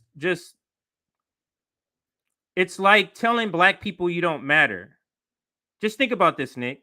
You're a black person. You're a black person who's not really into politics, don't understand Green Party and all this other stuff, right? So you see red and blue. You got one party who's outwardly racist. You got another party who tells you to come and vote for them, who can't deliver voting rights. I'm not for that Voting Rights Act, but the people who voted Democrats that are black are for it. Can't deliver you voting rights, can't deliver you $15 minimum wage. You have having some of the worst time with the pandemic, does not deliver expansion of Medicare for all. Or Medicare, not Medicare for all. None of that. The George Floyd gets killed, and we're gonna do something. George Floyd Act, pause. Now, I'm against the George Floyd Act, but I'm just saying the black people who are for the Democrats are for it. That's cut. You got Joe Biden out here, talking crazy to civil rights leaders. That's leaked. You got him over here telling you, blah, blah, blah. You ain't black. Right?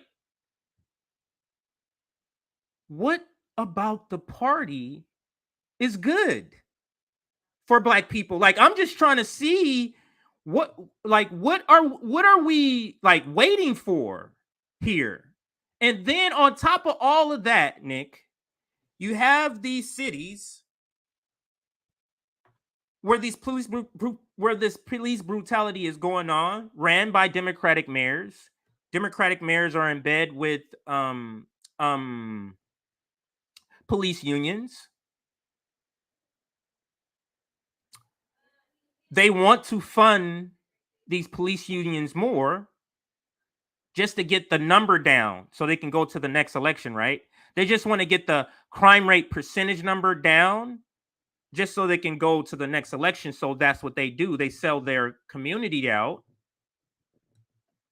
for this. But let me share this video. Then I'll get kind of your comments a little bit, Nick, if you have some comments on this. I know you're working on the next story, but let's listen to Speaker Pelosi explicitly talk about defund the police, her thoughts on Cori Bush as well. The other thing that's weighing on people right now is rising crime. And there appear to be some divisions among Democrats about how to handle it. Your colleague, Karen Bass, running for mayor of Los Angeles, is trying to increase the police force in LA. Cori Bush, Congresswoman from Missouri, is saying it's time to defund the police. He's sticking by that. You're the speaker. How do you think Democrats should address rising crime? Well, with all the respect in the world for Cori Bush, that is not the position of the Democratic Party. Now, Nick, that wasn't the question. Why does she feel the need to stick the knife in your gut and twist it? This is what I mean. They come out in particular about the black shit. You know what I'm saying? It's not just no. It's they come out in like no, motherfucker, no, like an exclamation point, no. For all the black shit, that's what they come out for, like that. So what? Like, look, black boomers, they're lost. They're lost. They're gone, Nick. We're not getting them. Black capitalists, they're gone because they are in bed with these people. So, but everybody else, Nick, we need to wake black people out of this slumber of this treatment that we're getting. Go ahead, Nick. That's my only. I told you guys, especially at the Super Tuesday, I told you guys my only goal. It was a viral tweet that I made like 2 years ago at the Super Tuesday. I was like, bro, I don't give a fuck. My only goal is to get black people out of this party. I don't give a fuck. I figure out everything else afterwards, and that's when I start educating myself more on like revolution and social change. But I want you guys to understand what's happening right now, and I'll pass right to you, CJ. Yeah, it's exactly what I've been warning about. This is what Ice Cube warned about. This is what all true black Marxists warned about. I explained this concept in great detail during the election of 2020, when a lot of people was asking, why are you refused to vote for Jim Crow Joe? How can you say this is going to be the worst outcome for black Americans? Do you guys understand how the Democratic Party systematically disenfranchised black voters and black capitalists was complicit with this? So what do you think politicians, and now once again, everyone who's been paying attention, who anti-establishment minded, no politicians don't give a fuck about anything except your vote. I repeat, they don't give a fuck about anything except your vote. They don't care if you tweet bad things about them. They don't care if you go on YouTube and diss them. Like, this is what the TYT people do. They were like, the Democratic Party is evil. Fuck the Democratic Party. The Democratic Party enables the worst of the worst. And then they were like, well, we got to vote for them, though. They do not care about you. They don't feel no threat from you. They don't care if you like them. They don't care if their approval rating is low. As long as you give them power, that's all they want. Okay, now that we explained this, I want you guys to understand that Jim Crow Joe and Bill Clinton are the only Democratic candidates that got under 90% of the black vote.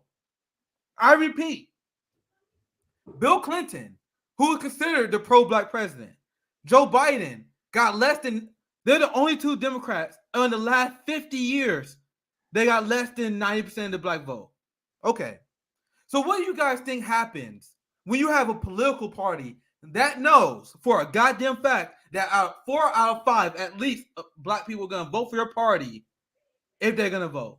Do you think they're really going to fight hard for your issues? If they know, no matter what they do, they can say, fuck your issues. We can fund the police more. We can be complicit with Wall Street crashing your wealth.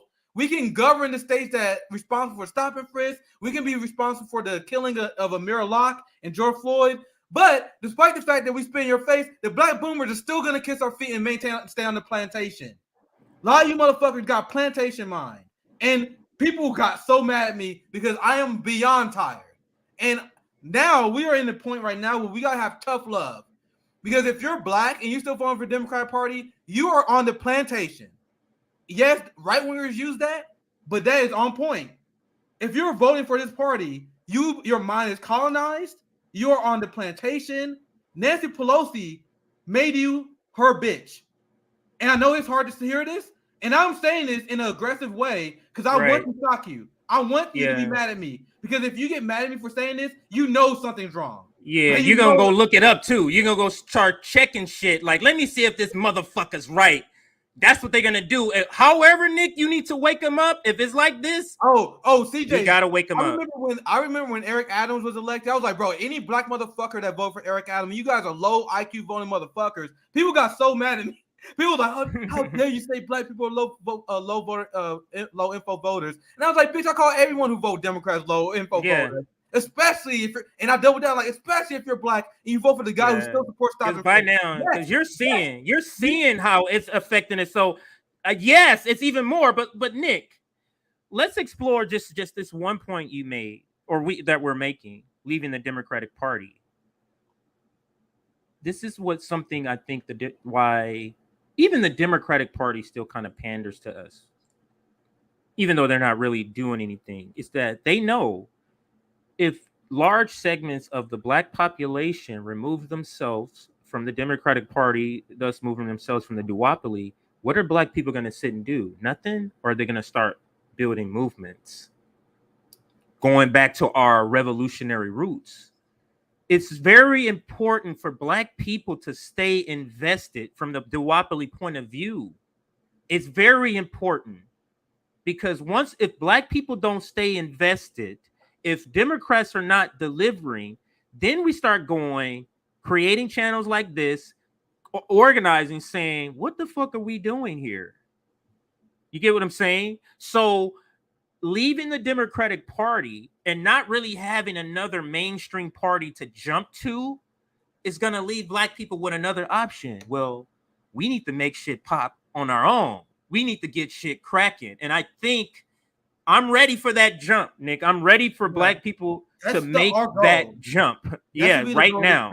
That's the goal. The goal of the channel is to get as many people outside the duopoly, but especially black people. Yes. That's my goal explicitly. I'm trying to get as many black people to become as revolutionary as possible. Now, I'm gonna finish this concept. How they disenfranchise the black vote, and the reason why I'm saying this is because the video that you shared is so enlightening, and I got so much to say about this because I've been writing about this for about a year now, right? So when you have the Democratic Party that are openly running on funding the police more, despite what the right-wing idiots say when they say the Democratic Party support defund the police, I have covered on my show the message of the Democratic Party heading into 2022 is that we are the party that wanted to fund the police, and they are making the argument, which is actually accurate. The argument they make is actually, this is the one time Democrats tell the truth. Because their message is, it's the Republicans that actually want to defund the police because the Republicans voted against the HEROES Act, the CARES Act, which Biden is using. Biden is using the money for the CARES Act that the progressives supported, and he is funneling the money to police. So when we say Joe Biden funding the police more, that is how he's doing it, right?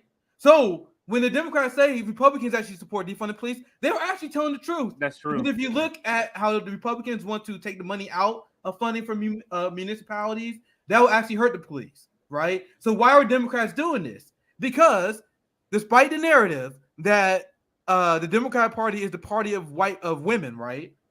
You guys understand, in both elections, white women voted for Donald Trump, despite the narrative that Trump supporters are sexist.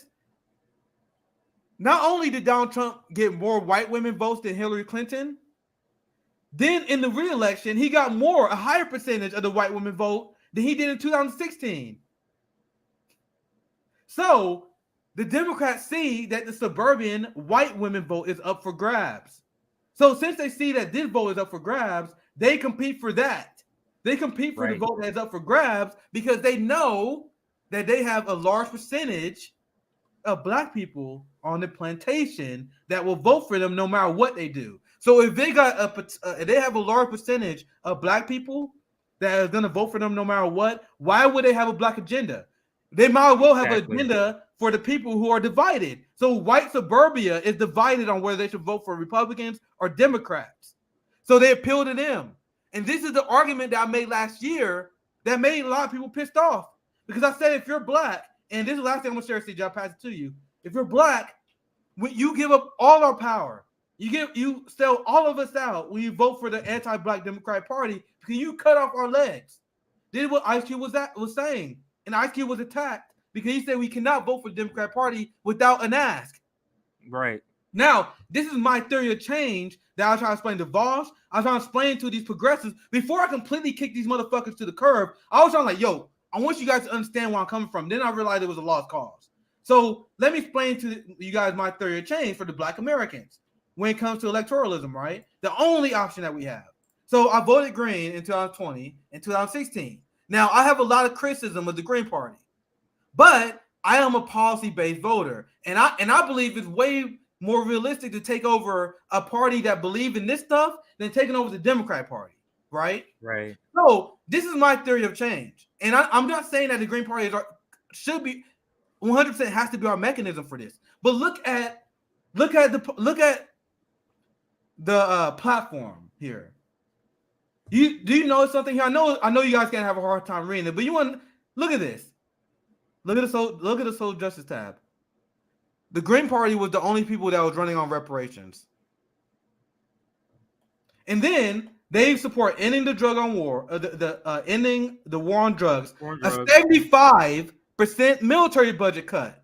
Not that pussy ass shit that Bernie said. Bernie was like, I'm not mad at him for doing this because he got to start somewhere. But Bernie was like, we should cut the military by 10%. The Green Party was like, no, 75%. Are we serious about fighting climate change or not? So I got criticism of the Green Party, but when I see this, imagine black people as an electorate, since no party supports us, right? We all agree to that. Imagine if us as an electorate got the Green Party to 5%. When third parties get 5%, they get federal funding. Well, because they got the new democracy bill, what's they call it? The voting rights bill. The voting rights bill. The voting rights bill that's going to end this, but that's a conversation for a whole nother day. We already talked about that before. But anyway, as it is right now, before that horrific bill passes, if the Green Party get 5%, they get federal funding. So I told you guys before, the Democrats don't care about black voters. Both parties don't care about black voters because they know what we're going to do. So my proposal is, if you're going to vote, which I don't think is going to lead to change, why not vote for this? So, right. When they analyze the results of the election, because they do this after every election, they look at what demographics vote where, so they know what they got to do to change. They don't do anything to change the message for black people because they know black people are going to vote for them. But if the Green Party hit 5%, and imagine if among that 5%, like 80% of that shit was black. 80% of the Green Party voters was black, and they get 5%. Right. Then the establishment would be like, oh shit, a smart politician, not all of them, they would still say fuck you, a lot of them will say, but imagine a smart politician was like, shit, according to this poll, I am within 2 points of this Republican. So if I take that 5% off, I win. So I'm gonna get a black agenda. I'm gonna prepare. I will even pretend I support. You guys see how this is, and I don't believe that we're gonna have giant change to electoralism, but this is the only thing you guys should be doing. Not voting for Democrats. Yeah, black people absolutely need a different party. I want your thoughts. I know I went for a while today. No, I'm saying we need a different party because we want to play their game while we're doing our direct action. Direct action should be our main thing, but in the background, we do want to play the game. And I think this is actually a great idea. This is not the first time I heard this. Somebody else brought this up. Maybe it was you, but I've heard this idea before. And whatever issues the Green Party has, if we're taking over the party, those issues would be gone. You get what I'm saying? You got to look at it like we're not coming in saying, hey, can we get a committee seat? You get what I'm saying? We're saying, hey guys, we're taking this over now, just literally by sheer numbers. We're taking this over now, where whatever changes we want to do, whatever issues people have with the party can be fixed a lot easier than with the Democratic Party. And that's what I never understood, Nick. I never understood. Let me say, I never understood the critique of the Green Party from the left, because it's like, you have that critique and you're not voting for them. Gotcha. But then you're voting Democrat? Yeah. How does that make sense when they're 10 times as worse? So the things you're saying is bad about the Green Party. That doesn't make sense. Go ahead, Nick. So that's what I advocate for. And I remember when I was making the spill, and there were a lot of leftists who turned on the Green Party recently because they came out in favor of mandates, and that hurt them. I think that was a bad decision. But once again, I actually talked to people before the election, and they heard my messaging. The messaging I was telling people, instead of canceling the Green Party, let's take them over. And I had a ton of local Green Party people. I talked to Green Party people in Kansas City when we had the March for Medicare for All. There were a ton of Green Party people, and they was literally telling me, we want people to take us over. Like the Kansas, and everything is about local politics. And the Green Party people that I met in Kansas City, and they was like, we need people. They will be thrilled if people came over there and tell them how to run shit, as long as they don't abandon their beliefs. As long as you don't come in and be like, yo, we gotta become the Republic. As long as you don't do something crazy, all right, we gotta make these strategic adjustments. I have heard from people in my city. I heard from people from Twitter. I know from Twitter, they are on regional Green Party. They said we want that to happen. Now, once again, I disagree with a lot on the Green Party, but doesn't that make more sense than voting for Democrats? Like CJ said, I ended with there because your point was so on point. I ended because you said, if you guys have a problem with the Green Party but won't vote for them, why you vote for Democrats? You got a problem with them. Doesn't make sense. So all this talk is going to be mute here soon because if they. I don't think it's gonna pass. I actually heard that they're not gonna get the. No, they're not gonna pass that bill. They're not gonna pass that bill. Yeah. I explained before. I'm not gonna go through the whole spill again for time's sake. But if they actually pass that voting rights bill, which is only marketing and not voting rights, you already can fucking vote. They're not actually doing anything. They are dismantling third parties. They're getting rid of the federal election fund, which actually helps third parties get on the ballot. So it was like. They will completely dismantle third parties if that bill passed. I want you guys to understand that. Yeah, so all the things. Go ahead. No, go ahead. Go ahead. No, I was just gonna hit these super chats. That's all. I was just gonna. We got their build up. So thank you for this one, Prince. I'll just say Prince. And thank you. Good discussion. What does that say? I can't. It's all one word. Thank you for your super chat. And one last one here. That name I can view or see. Justin Johnson, $5. I want to show you guys something. Give me some time. I want to show you. Absolutely. Even if Greens got 5% of the vote, do you think that we would know? In 2020, we all saw how the mainstream media avoided reporting if Bernie won a primary. That's a good point. I think that's a good point because. The Republicans and Democrats who run the elections, like would they even be telling us the truth? There's so much like once we start getting into this plan, then we start to realize the system is so fucked up. Like really, are we going to do this? But I do think we need to detach Black people from the Democrat, all people, but Black people in particular, because that's who's propping them up, getting them their wins is Black people. So that's what we need to dislodge from the party. Go ahead. Yeah, my theory is, once again, that the Green Party had a problem, but I want the Green Party to be the pro-Black party. Imagine if the Green Party remarketed themselves. We are the pro-Black, we are the pro-liberation party. Like, look, I had a platform up again. Like, their platform is insanely good, man. Like, it's insanely good, and that's all I care about. And who do we talk to? Who do we need to talk to about this idea? Maybe we should have. You gotta go locally because I was at the march. And I got followed through with these people because COVID and a lot of things ruined local activism. Because KC is very hard. But I talked to a lot of these people in the KC Green Party, and they was like, yo, we would love to have more leftists tell us what direction. Because a lot of these third parties are literally have their head barely floating above water. And I see a few comments. I want to see if I can find it. I saw one scrolling by where once again, I don't have any problems if you have criticism of the Green Party, because my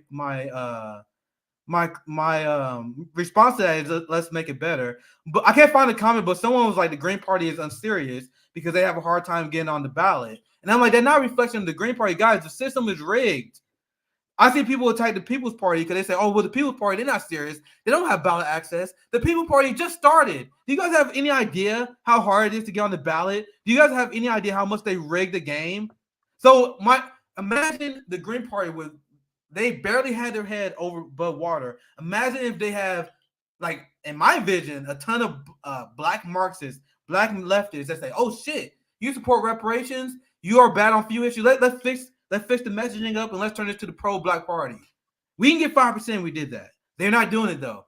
But there are people who want to do that. But I want to share this because this is a response to the super chat that you share. I'm gonna see if I can pull it back up. But Justin said, even if Greens got 5% of the vote, do you think that we would know? In 2020, we saw how the mainstream media, avoid reporting if Bernie won the primary. And this is a good point, but I also want to explain something to you guys. I miss Joe Stein, and I want you guys to understand the third-party propaganda that progressives are complicit with repeating because they're part of the establishment is response to Joe Stein's amazing 2016 run. I'm going to share this. You guys know CNN reported on this. There was a point in which Joe Stein hit 7% in the polls. You guys see this? Mm-hmm. CNN poll, Stein gets 7% because people were so tired of people like Hillary Clinton, Donald Trump. What the fuck? Hell no. Nah. So that's a record. They never polled that high before. So I explained before. I didn't mean to close that. But I explained in my tweet, and I was still thinking at the time that Joe Stein hit 7%, and then the liberal establishment freaked out. And around the same time this poll came out, that is when they started painting Joe Stein as a Russian asset. They started running hit pieces at her at an insane rate around this time. And then they also ran insane amount of anti-third party propaganda that you started seeing even progressives repeat. Where you have people say, oh, if you vote for a third party, that's a waste of your vote. You got that whole propaganda campaign started because Joe Stein hit 7%. And when they hit 7%, the establishment, I remember this, guys. I was really involved in that shit. I was trying to get the Green Party to 5% because I knew about the funding. So when they hit 7%, the establishment freaked out. And then they start running hit pieces after hit pieces. And unfortunately, the propaganda was successful. Now there are a lot of people who think, oh, yeah, third party is a waste of your vote. Instead of using it as a leveraging tool, people think, oh, if I don't vote for the winner of an election, I wasted my vote. No, I was just about to get to that. Oh, yeah, I want to get you in here, CJ. What's your thoughts? I was just about to get to that. When people say, like people, this is another thing about just to be living in the duopoly. You're conditioned to think your vote must win. You're conditioned to think that your vote must win, and that's not how it works. How slavery was pushed, the pressure to emancipate, to sign the proclamation, right? The pressure was put on by a third party during that time. And I think at that time, the third party was the Republican Party, not the same party today, but the Republican Party at the time was the third party at the time who had put pressure on for this to happen. So just like you explained, just how Nick explained earlier, hitting a certain threshold would force the other parties to act. That's what third parties at this infancy stage of a third party is, that you're just trying to gain enough to affect change through the other parties. Yes. Because it's going to take time for you to become just as a well-known, just as a in all 50 states. That's going to take time. That's over, a decade or more. That's going to take time. So right now, the third party is just used to put pressure on what you want to have happen through the other party. So yeah, go ahead. Yeah, Bracco is amazing. Like I follow him on Twitter. He always got great takes. And just to debunk the talking point that the United States and the Democratic Party are pro-democracy, I want you guys to realize that they arrested Joe Stein because he showed up at the debate and demanded to debate. So then the Democrats, the party of the police state, mind you, they handcuffed her to a pole in order to stop her from debating. So I show how Joe Stein hit 7%. Do you guys understand? And Joe Stein, Howie Hawkins was a bad candidate, but I don't like dissing Howie Hawkins, because whether you guys agree with the Green Party kind of anointing him or not, Howie Hawkins has been a strong UN activist, and he wrote the original Green New Deal that the squad watered down and turned the Green New Deal to a pro-imperialism climate policy. Yeah. So Howie Hawkins wrote the original Green New Deal that was extremely anti-imperialist. It took on corporations. The squad hijacked that, guys, and Howie Hawkins was a UN organizer. So I don't like dissing him, but we gotta be honest, he's not a good politician. And I wouldn't be a good politician. Even if you're a good activist, does not mean you should be a good politician. Howie Hawkins was not a good politician. Joe Stein was. I love Joe Stein. Joe Stein was great at debunking neoliberal talking points of the two-party duopoly. And she was great at calling out the war crimes of Hillary Clinton. Can you guys imagine the shift, how much the general election in 2020 would have changed if we actually or in 2016, if we actually lived in a democracy where Jill Stein was allowed to debate? That entire election changes, guys. But they don't do that because despite the narrative, the Democratic Party is not the party of democracy. Now, the last story I want to share, I can share the AOC story real quick, but CJ, you're muted. I want to get you in here before we get to the news. No, I was just agreeing. I wasn't saying much. I was just saying, yeah. I was just agreeing with what you're saying. Putting these comments so please, guys, I know it's easy, but Howie Hawkins did good stuff for the movement over his time as a UN activist and as someone who wrote good climate plans. So not everyone's going to be a good politician, but that did screw him. Like he should not have been top of the ticket, but I do think Howie Hawkins is a good leftist, right? He's just not charismatic, but Joe Stein was. But anyway, let's get to the next story. Because I explained, since we talking about the Green Party, I tie it in this way. I explained how in 2016, I voted for Joe Stein, not because I was a socialist. I wasn't there at that point. I was anti-establishment. I was relatively anti-capitalist, but I wouldn't call myself a socialist in 2016. So the reason I voted for Joe Stein was because she was anti-war. I was anti-war before I became a Marxist. That's what caused me to be anti-establishment. Then the Bernie campaign, I still give Bernie credit for opening my eyes. Like, oh shit, I gotta start looking more into like other economic ideas. I was mostly staunchly anti-war. I've always been anti-police because most black people are. Yeah, that was my politics. Then I criticize the shit out of Bernie, but I do give him credit for opening my eyes on turn of economics. I started realizing like, oh shit, we do deserve healthcare. We deserve a thriving way. So I give him credit for that. So the reason why we need a third party, the reason why the idea of us taking over the Democratic Party has been proven to be unsuccessful, because now we have leftist leaders who they're not doing what Joe Stein did. Joe Stein called out Democrats by name. Like she will call out Hillary Clinton by name for being complicit in creating a slave state in Libya, right? That's what Joe Stein would do. She's an effective leftist leader in my mind. My criticism of the squad is the squad are not only are they not effective leftist leaders, they are traitors to the movement. So how do I define a leftist? I'm not a high gatekeeper. There's some people who their gates are super high. My gate is pretty low to call yourself a leftist. Then I'm like, all right, you're a leftist, but I disagree on you on X. But I'm not going to not call you a leftist. If you're anti-imperialist and you're anti-capitalist, I would say you're a leftist. Now, the squad has been anything but anti-imperialist. Yes. AOC voted present on the Iron Dome. Ilhan Omar and Jamal Bowman voted to give weapons to Israel. When you do this, if you're an imperialist, if you're a capitalist, you are center right at best. And that's me being very lenient. That me putting in consideration social issues. Maybe you want the police to be funded a little bit more or less. But if you're a capitalist, if you're imperialist, at best, you're center right. To be clear. So, because of the squad's failures of being leftist leaders who call imperialism, they're this guy who called out AOC. And we need to see more of this. We need to see more. They should not be comfortable after betraying us the way they have. So I let the video speak for themselves. I give props for Fiorella for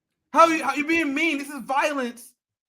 And then she was like, brother, you see how they hijack black speak and they're like, brother, man, we gotta be about it. You voted president on the what Iron about Dome. it? What does that even mean? What does that even mean? Be about it. It's a very quick clip, so I won't play it again just to drive home the emphasis on how ridiculous AOC is as a leftist.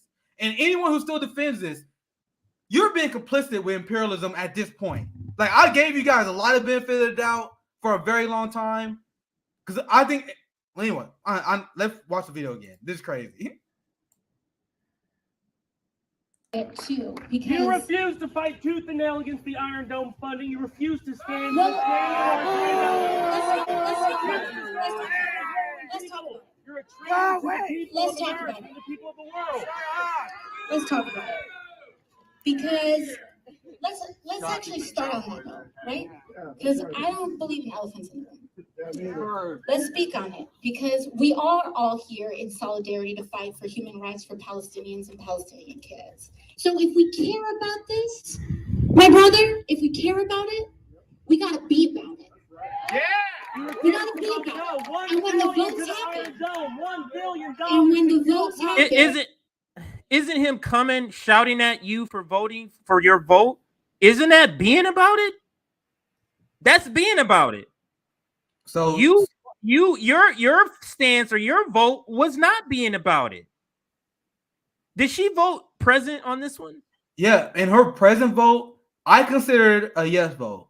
Don't buy into the narrative, because if AOC and I think who's no, the there other was two. I I think remember this, Nick. I think Jamal should have voted. I think Bowman should have voted yes, right? And then Ilhan and AOC. There was two that voted no, but then it passed. Like, that's the same thing as voting yes. Because if your vote can stop and you vote present, that's voting yes. You're voting to let it pass. So I gotta get to the substance of these it, people, because I even seen like less informed like AOC defenders, because even liberals like AOC now. I don't know if you guys know, but the same people who like Elizabeth Warren, Amy Klobuchar, they love AOC now because they see her as a agent of the Democratic Party. So let's think about the Iron Dome, right? So people will say, well, this is defensive. The Iron Dome shoots down missiles, so it's not a big deal that the squad is complicit with funding the Iron Dome $1 billion more. In order to explain how the Iron Dome is not defensive, allow me to give you guys an analogy to explain to how the Iron Dome works. Imagine if some guy went to the mall and he had a sword and he had a shield. And then he went around stabbing the shit out of people with his sword and shield, with his sword. But in order, people realizing that this maniac is stabbing the shit out of people, they come to stop him. They're like, oh shit, this dude is stabbing the fucking shit out of people. Someone stop him. So then he uses shield to stop people, to stop him from stabbing people. You guys see how the shield becomes a weapon of the sword? That's what the Iron Dome is doing. Israel is stealing the lands of Palestinians. They're robbing them of their human rights, and they are bombing them overnight, right? So Israel is launching an offensive in Palestine, in Gaza. So the only response that the Palestinians have is to fight back in order to deter colonialism.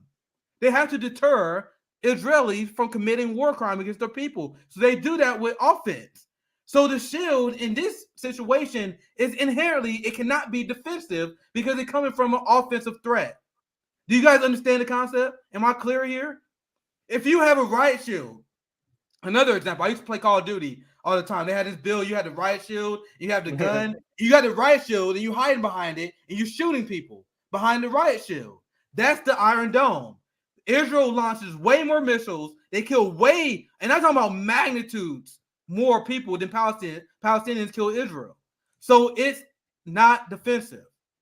But AOC gave fucking lip service, and we often compare as a channel AOC to Nancy Pelosi, and we hear her go off on that word salad that means fucking nothing. How is that not different from AOC?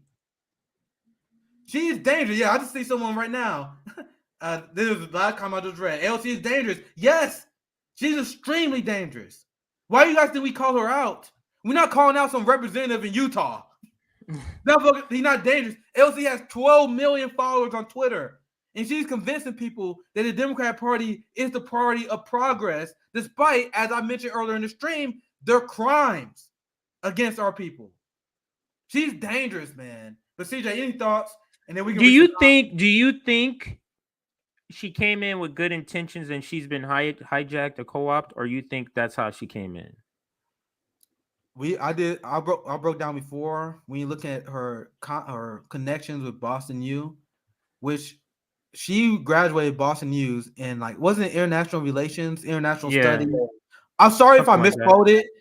I misquote is exactly her studies, but it doesn't change my point. I don't remember the exact name, but what she studied in Boston U, it's been highly known that they recruit those majors into the CIA. They even had a CIA recruiter that openly said they recruit out of Boston U's international studies majors, what AOC went for, right? And then this is another shady thing. Remember that Netflix series, Knock Down the House, that had Paula Jean Swearengin and AOC? How does AOC get a blockbuster Netflix deal if she's a threat to the establishment? So I'm not saying AOC is CIA, but there's a lot of fucking she was not as honest as she portrayed. So AOC portrayed herself as a bartender who was struggling. She was never a struggling bartender. Well, she was a bartender, but she came from elite academia and she come from suburbia. And there are friends who knew AOC who said ever since she was in high school, she always wanted to be president. So to answer your question, I guess I dodged it a little bit. It's up for a discussion. So I'm not gonna say she's CIA. You need more information. I'm not gonna say she's CIA, but there are a lot of CIA shit going on with her. That's all I'm gonna say. And I like this comment here. The squad are rotating heroes. I like that term because you have rotating villains. That is true. This is the heroes. Say again.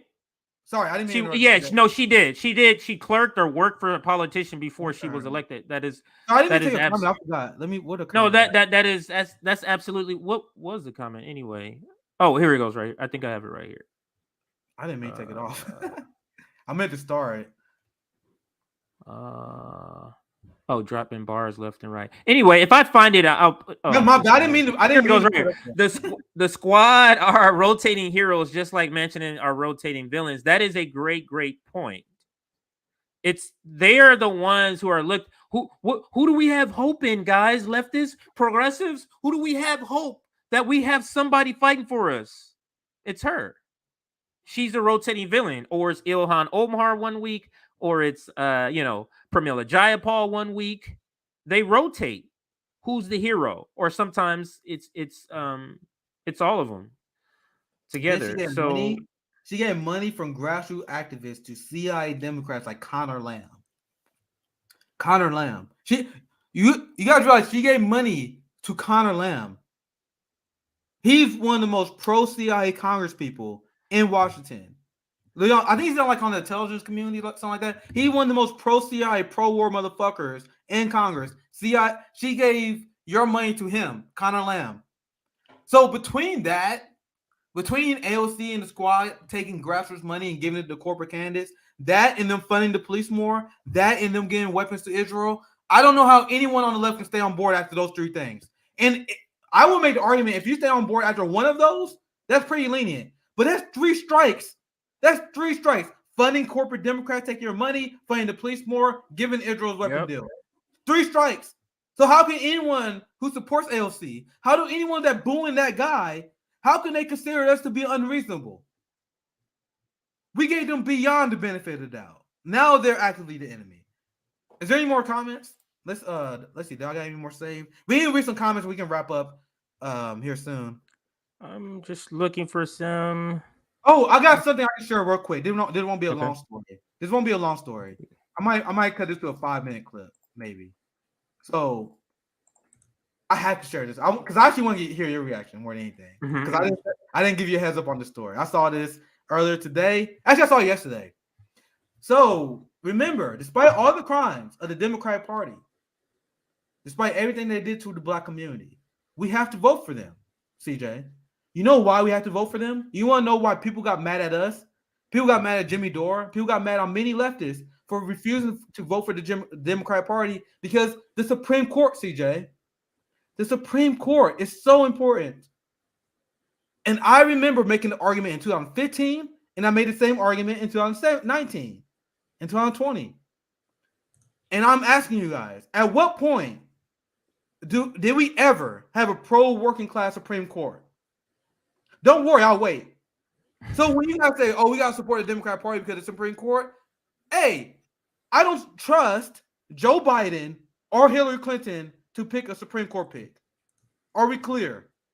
Are we clear? Why do I say this? Oh, Nick, you're just being an edgy contrarian. So, CJ, remember what's the campaign promise? The one of the few that Biden wants to accomplish. He said, when I pick a Supreme Court justice, I want to pick a black woman.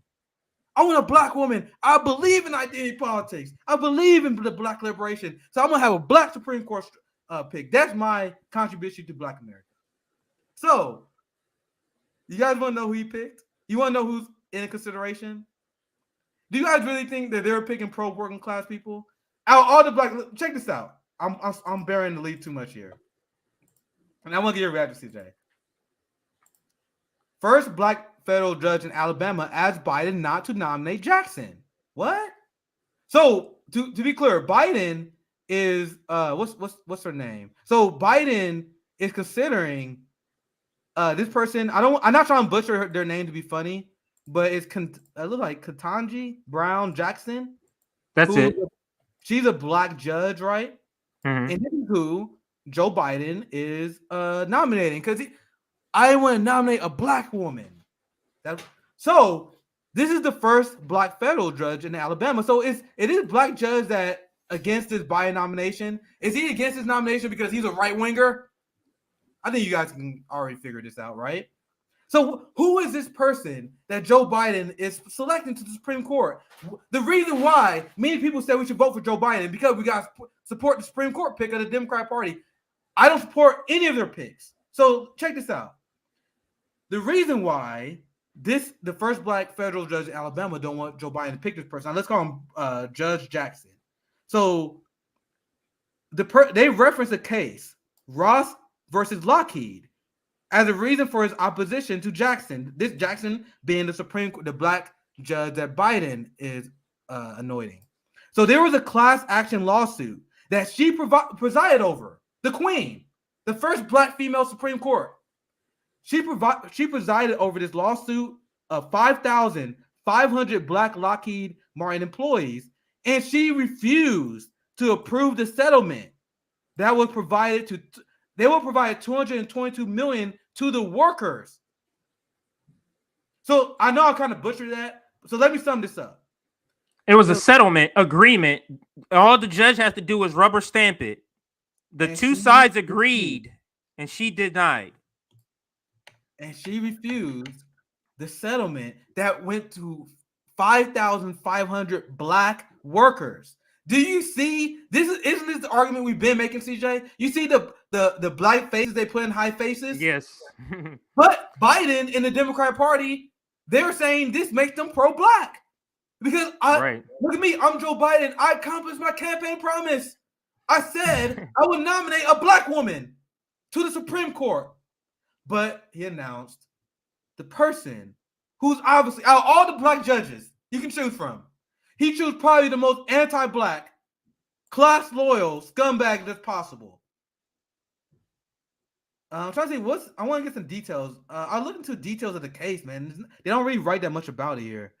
The thing is, Nick, she would not have gotten this far if she wasn't selling black people out. She wouldn't even be here. She would not even make it this far if she was not willing to sell black people out. And she's established a record. That's the only way for black people. Clarence Thomas established that. You establish a record of being the house Negro, selling black people black people off for them to feel secure. Okay, we can trust this good one. That's essentially what's happening.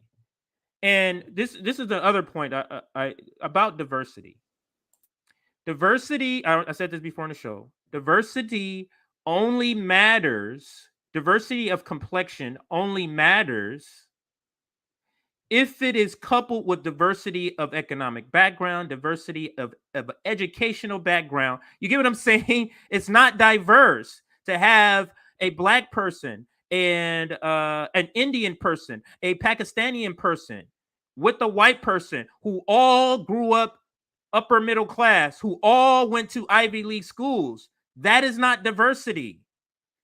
Diversity of skin color has to be coupled with the other items that are diverse: educational background, making sure that some aren't all Ivy League schools; economical background, everybody's not a millionaire. We got some people making 40,000, 50,000, 60,000.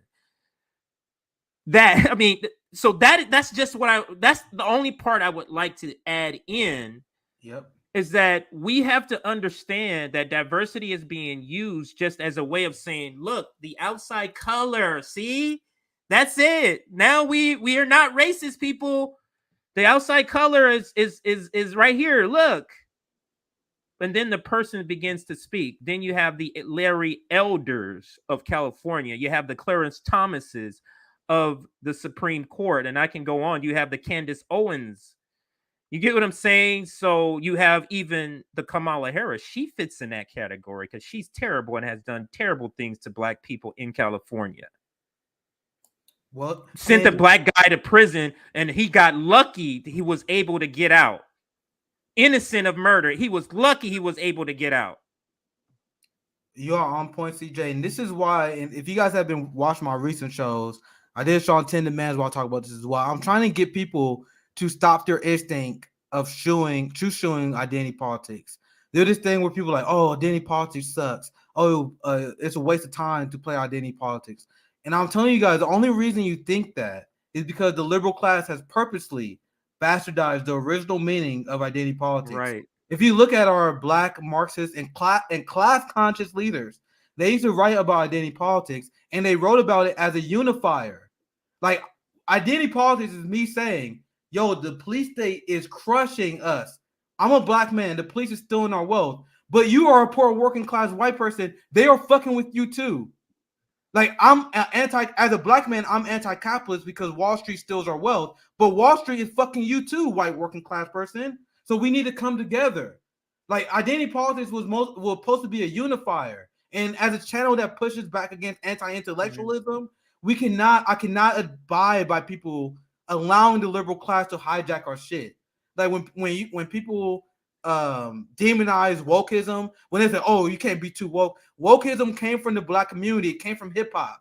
It means being aware of your surroundings. It means being wise. The liberal class purposely hijacks these things. This is what they do all the time. This is what they do all the time. And people fall for it, CJ. People be like, yeah, identity politics is whack. Wokeism is whack. I know what you guys are saying. You guys are rebuking the Kamala Harrises. You guys are rebuking the Joe Bidens. But you're actually doing damage to us because you're allowing them to hijack our terms. I'm not. I don't. This is why it's so important. We have to stick with defund the police. What you're explaining right now is why it's so important that we have to stick with defund the police. And I give Cori Bush a lot of credit for not bowing to the pressure. Behind the scenes, I've heard she's been pressured to stop defunding the police, to stop using that. And she tweeted out like a couple of days ago, no, I'm not going to stop doing that. So I applaud her for that, because we need to be able to go ahead. Let me read it. Woke washing corporate neoliberalism is destroying the credibility of intersectional analytical critique. That is on point. That sums up exactly what we're talking about here. But this is what they do in every space. Oh, Juneteenth, that's capitalism now. Black History Month, you go to Black History Month and go to Target, you're gonna see a bunch of Black history shit. They don't give a fuck about the people that's on those shirts, but they can make money based off people saying, I want Black history shit, I want Black shit, I'm gonna go buy this shit. Yeah, and the last point I'll make regard to the story, and then we can begin to wrap up. And this is based on what you were saying. You mentioned Kamala Harris. I saw some people in the chat mention Kamala Harris. Look at the mindset of the neoliberal. Look at Joe Biden. They bastardized identity politics, and there's no diversity of thought. So look at the black woman that he chose as vice president. He chose a black woman who was a notorious cop that destroyed our communities. She gets the honor of being the first black vice president. And now Biden trying to get the first black female Supreme Court pick, and she's extremely anti-worker to the point where she denies settlement to black workers. So what is the message being sent by the Democratic Party? They are saying that these are the good ones. If you side with the prison industrial complex, if you side with Capitol, you are one of the good ones. We don't get platformed on RBN. You will never see us on MSNBC. You will never see us on TYT. You will never see us part of the institutions, right? Because we are not one of the good ones. I want you to understand that is the message that they're sending. You will never see us on any. That's why I give Jamie, I give Lee Camp, I give the convoy, I give a lot of people credit because they platformed us. Because the establishment as it is, if you're serving the elite capital, if you're Kamala Harris, if you're Lloyd Austin, right, you're one of the good ones. But me and CJ, we the thugs. We the crazy radical Negro that need to be shunned from society. We shouldn't even be listened to. So that's the takeaway I want you guys to have on the story. Any last words? I'll give you last word on the story, CJ. I don't have any last words in particular on the story. I do have a sort of a last yeah, go ahead. A last video to the comment or to the previous story of supporting the Democratic Party and why it doesn't make sense. I debated Hector, who ran for office a couple of days ago or last week.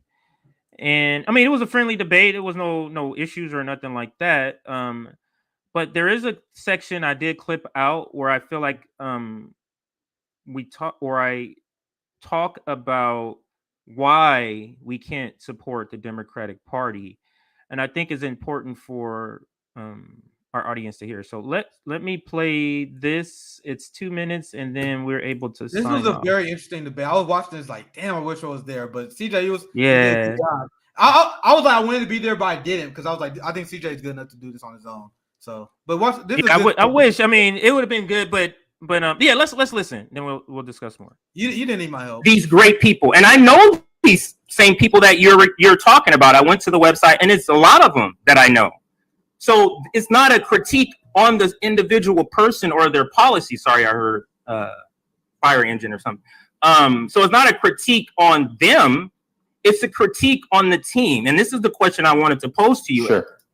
Is if I'm an abolitionist to my core, and you've seen this, you already know where I'm going. Yeah. What does that matter if I'm joining the slave owners team? Like what does my individual belief, how does that trump my team's belief? So that's what I'm saying about progressive. How does AOC or whoever's going to be elected, how does your individual belief trumps the team? More importantly, trump your leader, the person who's giving you your orders. That's what happens. And this is the reason why I say it doesn't matter if you're non-corporate. If your boss is corporate, AOC doesn't believe in taking money. Pelosi sure as hell does, and she takes it by the millions. So are we executing AOC's ideology or are we executing Pelosi's ideology as a Democrat? That's really, to me, that's the bottom line. We're executing the Democrats, not AOC, not Jamal Bowman, not Cori Bush, and I love Cori Bush, not Cori Bush. We're not executing their plan. So it doesn't matter what they do if they take corporate money or not. So to that point, and that is just to piggyback off of Black people need to leave the Democratic Party. And the funneling of leftists to the Democratic Party, I wanted to try to break it down as simplistic as possible for people to get how it doesn't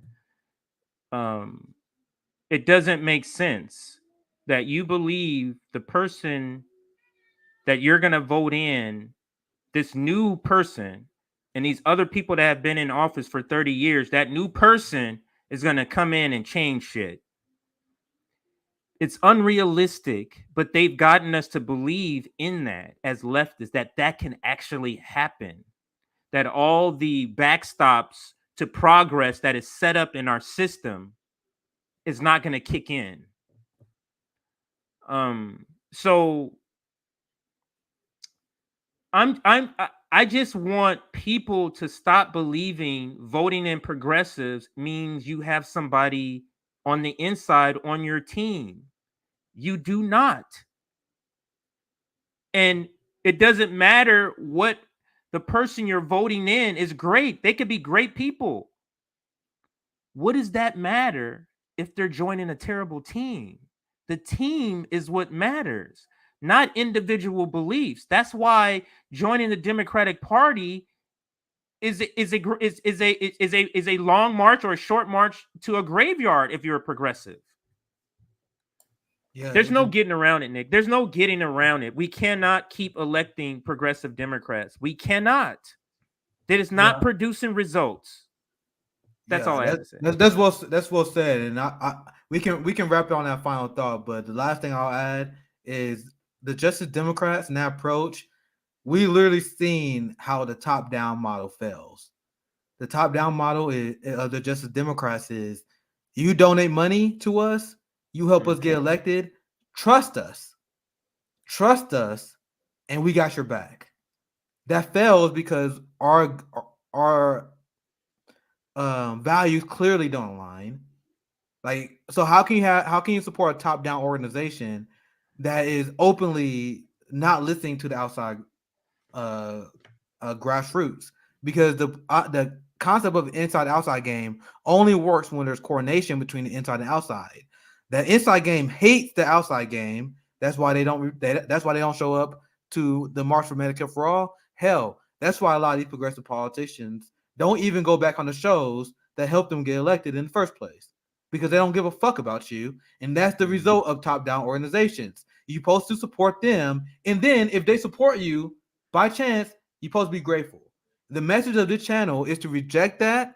We need to build horizontal structures. And if there's a campaign that is advocating for horizontal leadership and movement building, I would support it. But that is not anyone who run in the Democratic Party. So anyway, thank you guys, everyone, for watching. We here every Monday. I'm gonna have a show for you guys tomorrow, but our biggest show, I wasn't here. I didn't do my Saturday show because I have it's been crazy with our family. Grandma died. I had a family event, and then I was with my cousins. We watched the big UFC fights. So that's my apology for not streaming on Saturday. I was so busy, but I do have a treat this Saturday. I've been looking forward to this conversation ever since I booked it. I'm gonna have Dr. Luna Oy on. She just got her doctorate. So Luna Oy will be on her Saturday. We have a black Marxist talking to a Vietnamese communist. Her dad, I'm learning more about her dad died fighting the Vietnam War. And I guess that's not the best word to say. I shouldn't say jealous, because the Vietnamese has been terrorized by U.S. imperialism. But Vietnam has they defeated imperialism 2 times. They defeated the United States, and I'm gonna ask Luna Oil this. I'm not an expert, but then they defeated the UK imperialism 20 years before that. So they are experts at defeating imperialism. So I want to see, as a Vietnamese communist and as a black Marxist, what can we come in agreement with? How would that conversation go? So I've been hyped for that. That's part of the international solidarity that we're trying to build on the channel. She's from so anyway, I'm super excited for that. That's Saturday. What's tomorrow? What do you got tomorrow? I don't know. I may just do a show to cover a few stories. You might just do something. Oh, okay. Yeah, I might just do I don't have any guest plan. I may just do a solo stream. May have Zoya on. I don't know. I'll figure out something if I have something. Yeah, well, I'm on at 3 tomorrow. So for those, I'm here every Monday through Friday. I love that. Yeah, man. I'm here Monday through Friday. And Wednesday we're thinking about the French. Sorry, I tried to correct myself. Anyone in the comments corrected me. I told you guys I'm not well read on Vietnam history. So it was the French. You said French, not UK. Yeah, not the UK. Not the UK. I got you guys. You guys calling me out. That's what we need. We need. Not the little Oil gonna score me. She's gonna teach me a lot about Vietnam. Yeah, that's what we need. Forget what I was saying. So this Wednesday there's the event, the Marianne Williamson event with Katie Halpert and Crystal Ball and Brianna Joy Gray. There's another woman on there I'm not familiar with. But that event where it's called the Left Takeover, seizing the house, very, leftist kind of language is being used in this flyer to elect Democrats, progressive Democrats. So that event is this Wednesday, and Rome wanted to live stream during that event and kind of cover it while watching it and giving critique, kind of like a election. And he also wanted to do part 2 of The Old Left is a Problem. So I just wanted to introduce that to the audience. Those 2 items are possibilities, and we shall see what happens. So every day I'm here. Wednesday evening, Straight Out of Politics. Thursday is the Roundtable. Friday is the Sabby Sab Show. Saturday, Nick is here, and JB on Sunday, and then Nick and I are back here on Monday. If you like what you've been hearing, if you like our streams, our content, make sure you like this video, you subscribe to our channel. We're trying to hit 15,000 before April 1st, which is our anniversary. We're not even a year old yet, and it's going to be a year on April 1st, and we're trying to, we need about 1,300 more. So please subscribe. If you're able to contribute financially, you can see right below. You can contact or check out RBN on Patreon. Just search Revolutionary Black Network, or in the description box later tonight, we will put Nick's Cash App and Venmo, and my Cash App and Venmo if you want to donate to us directly. I think I got all of the logistics out of the way. Thanks to everybody on Rockfin. Thank you for all. Let me see. Yeah, thank you for your tips on Rockfin. Thank you for your comments from Lady Alex. Hello, comrades, and from Michael Kane. Please don't be ignorant. Have you not? Oh, this is about the convoy. So that's a comment. I don't want to reignite our conversation, but yeah, thank you for those comments. I literally will read it. I actually will read it, but we literally have to wrap up. Yeah, we have to go. Yeah, otherwise if we have more time, I would literally have that discussion with you. But so, maybe we did for next time. Yeah, so we'll be better on with Rockfin comments next time. Thank you for that. We're signing off. This is the Nick and CJ show. We are signing off. See you next Monday.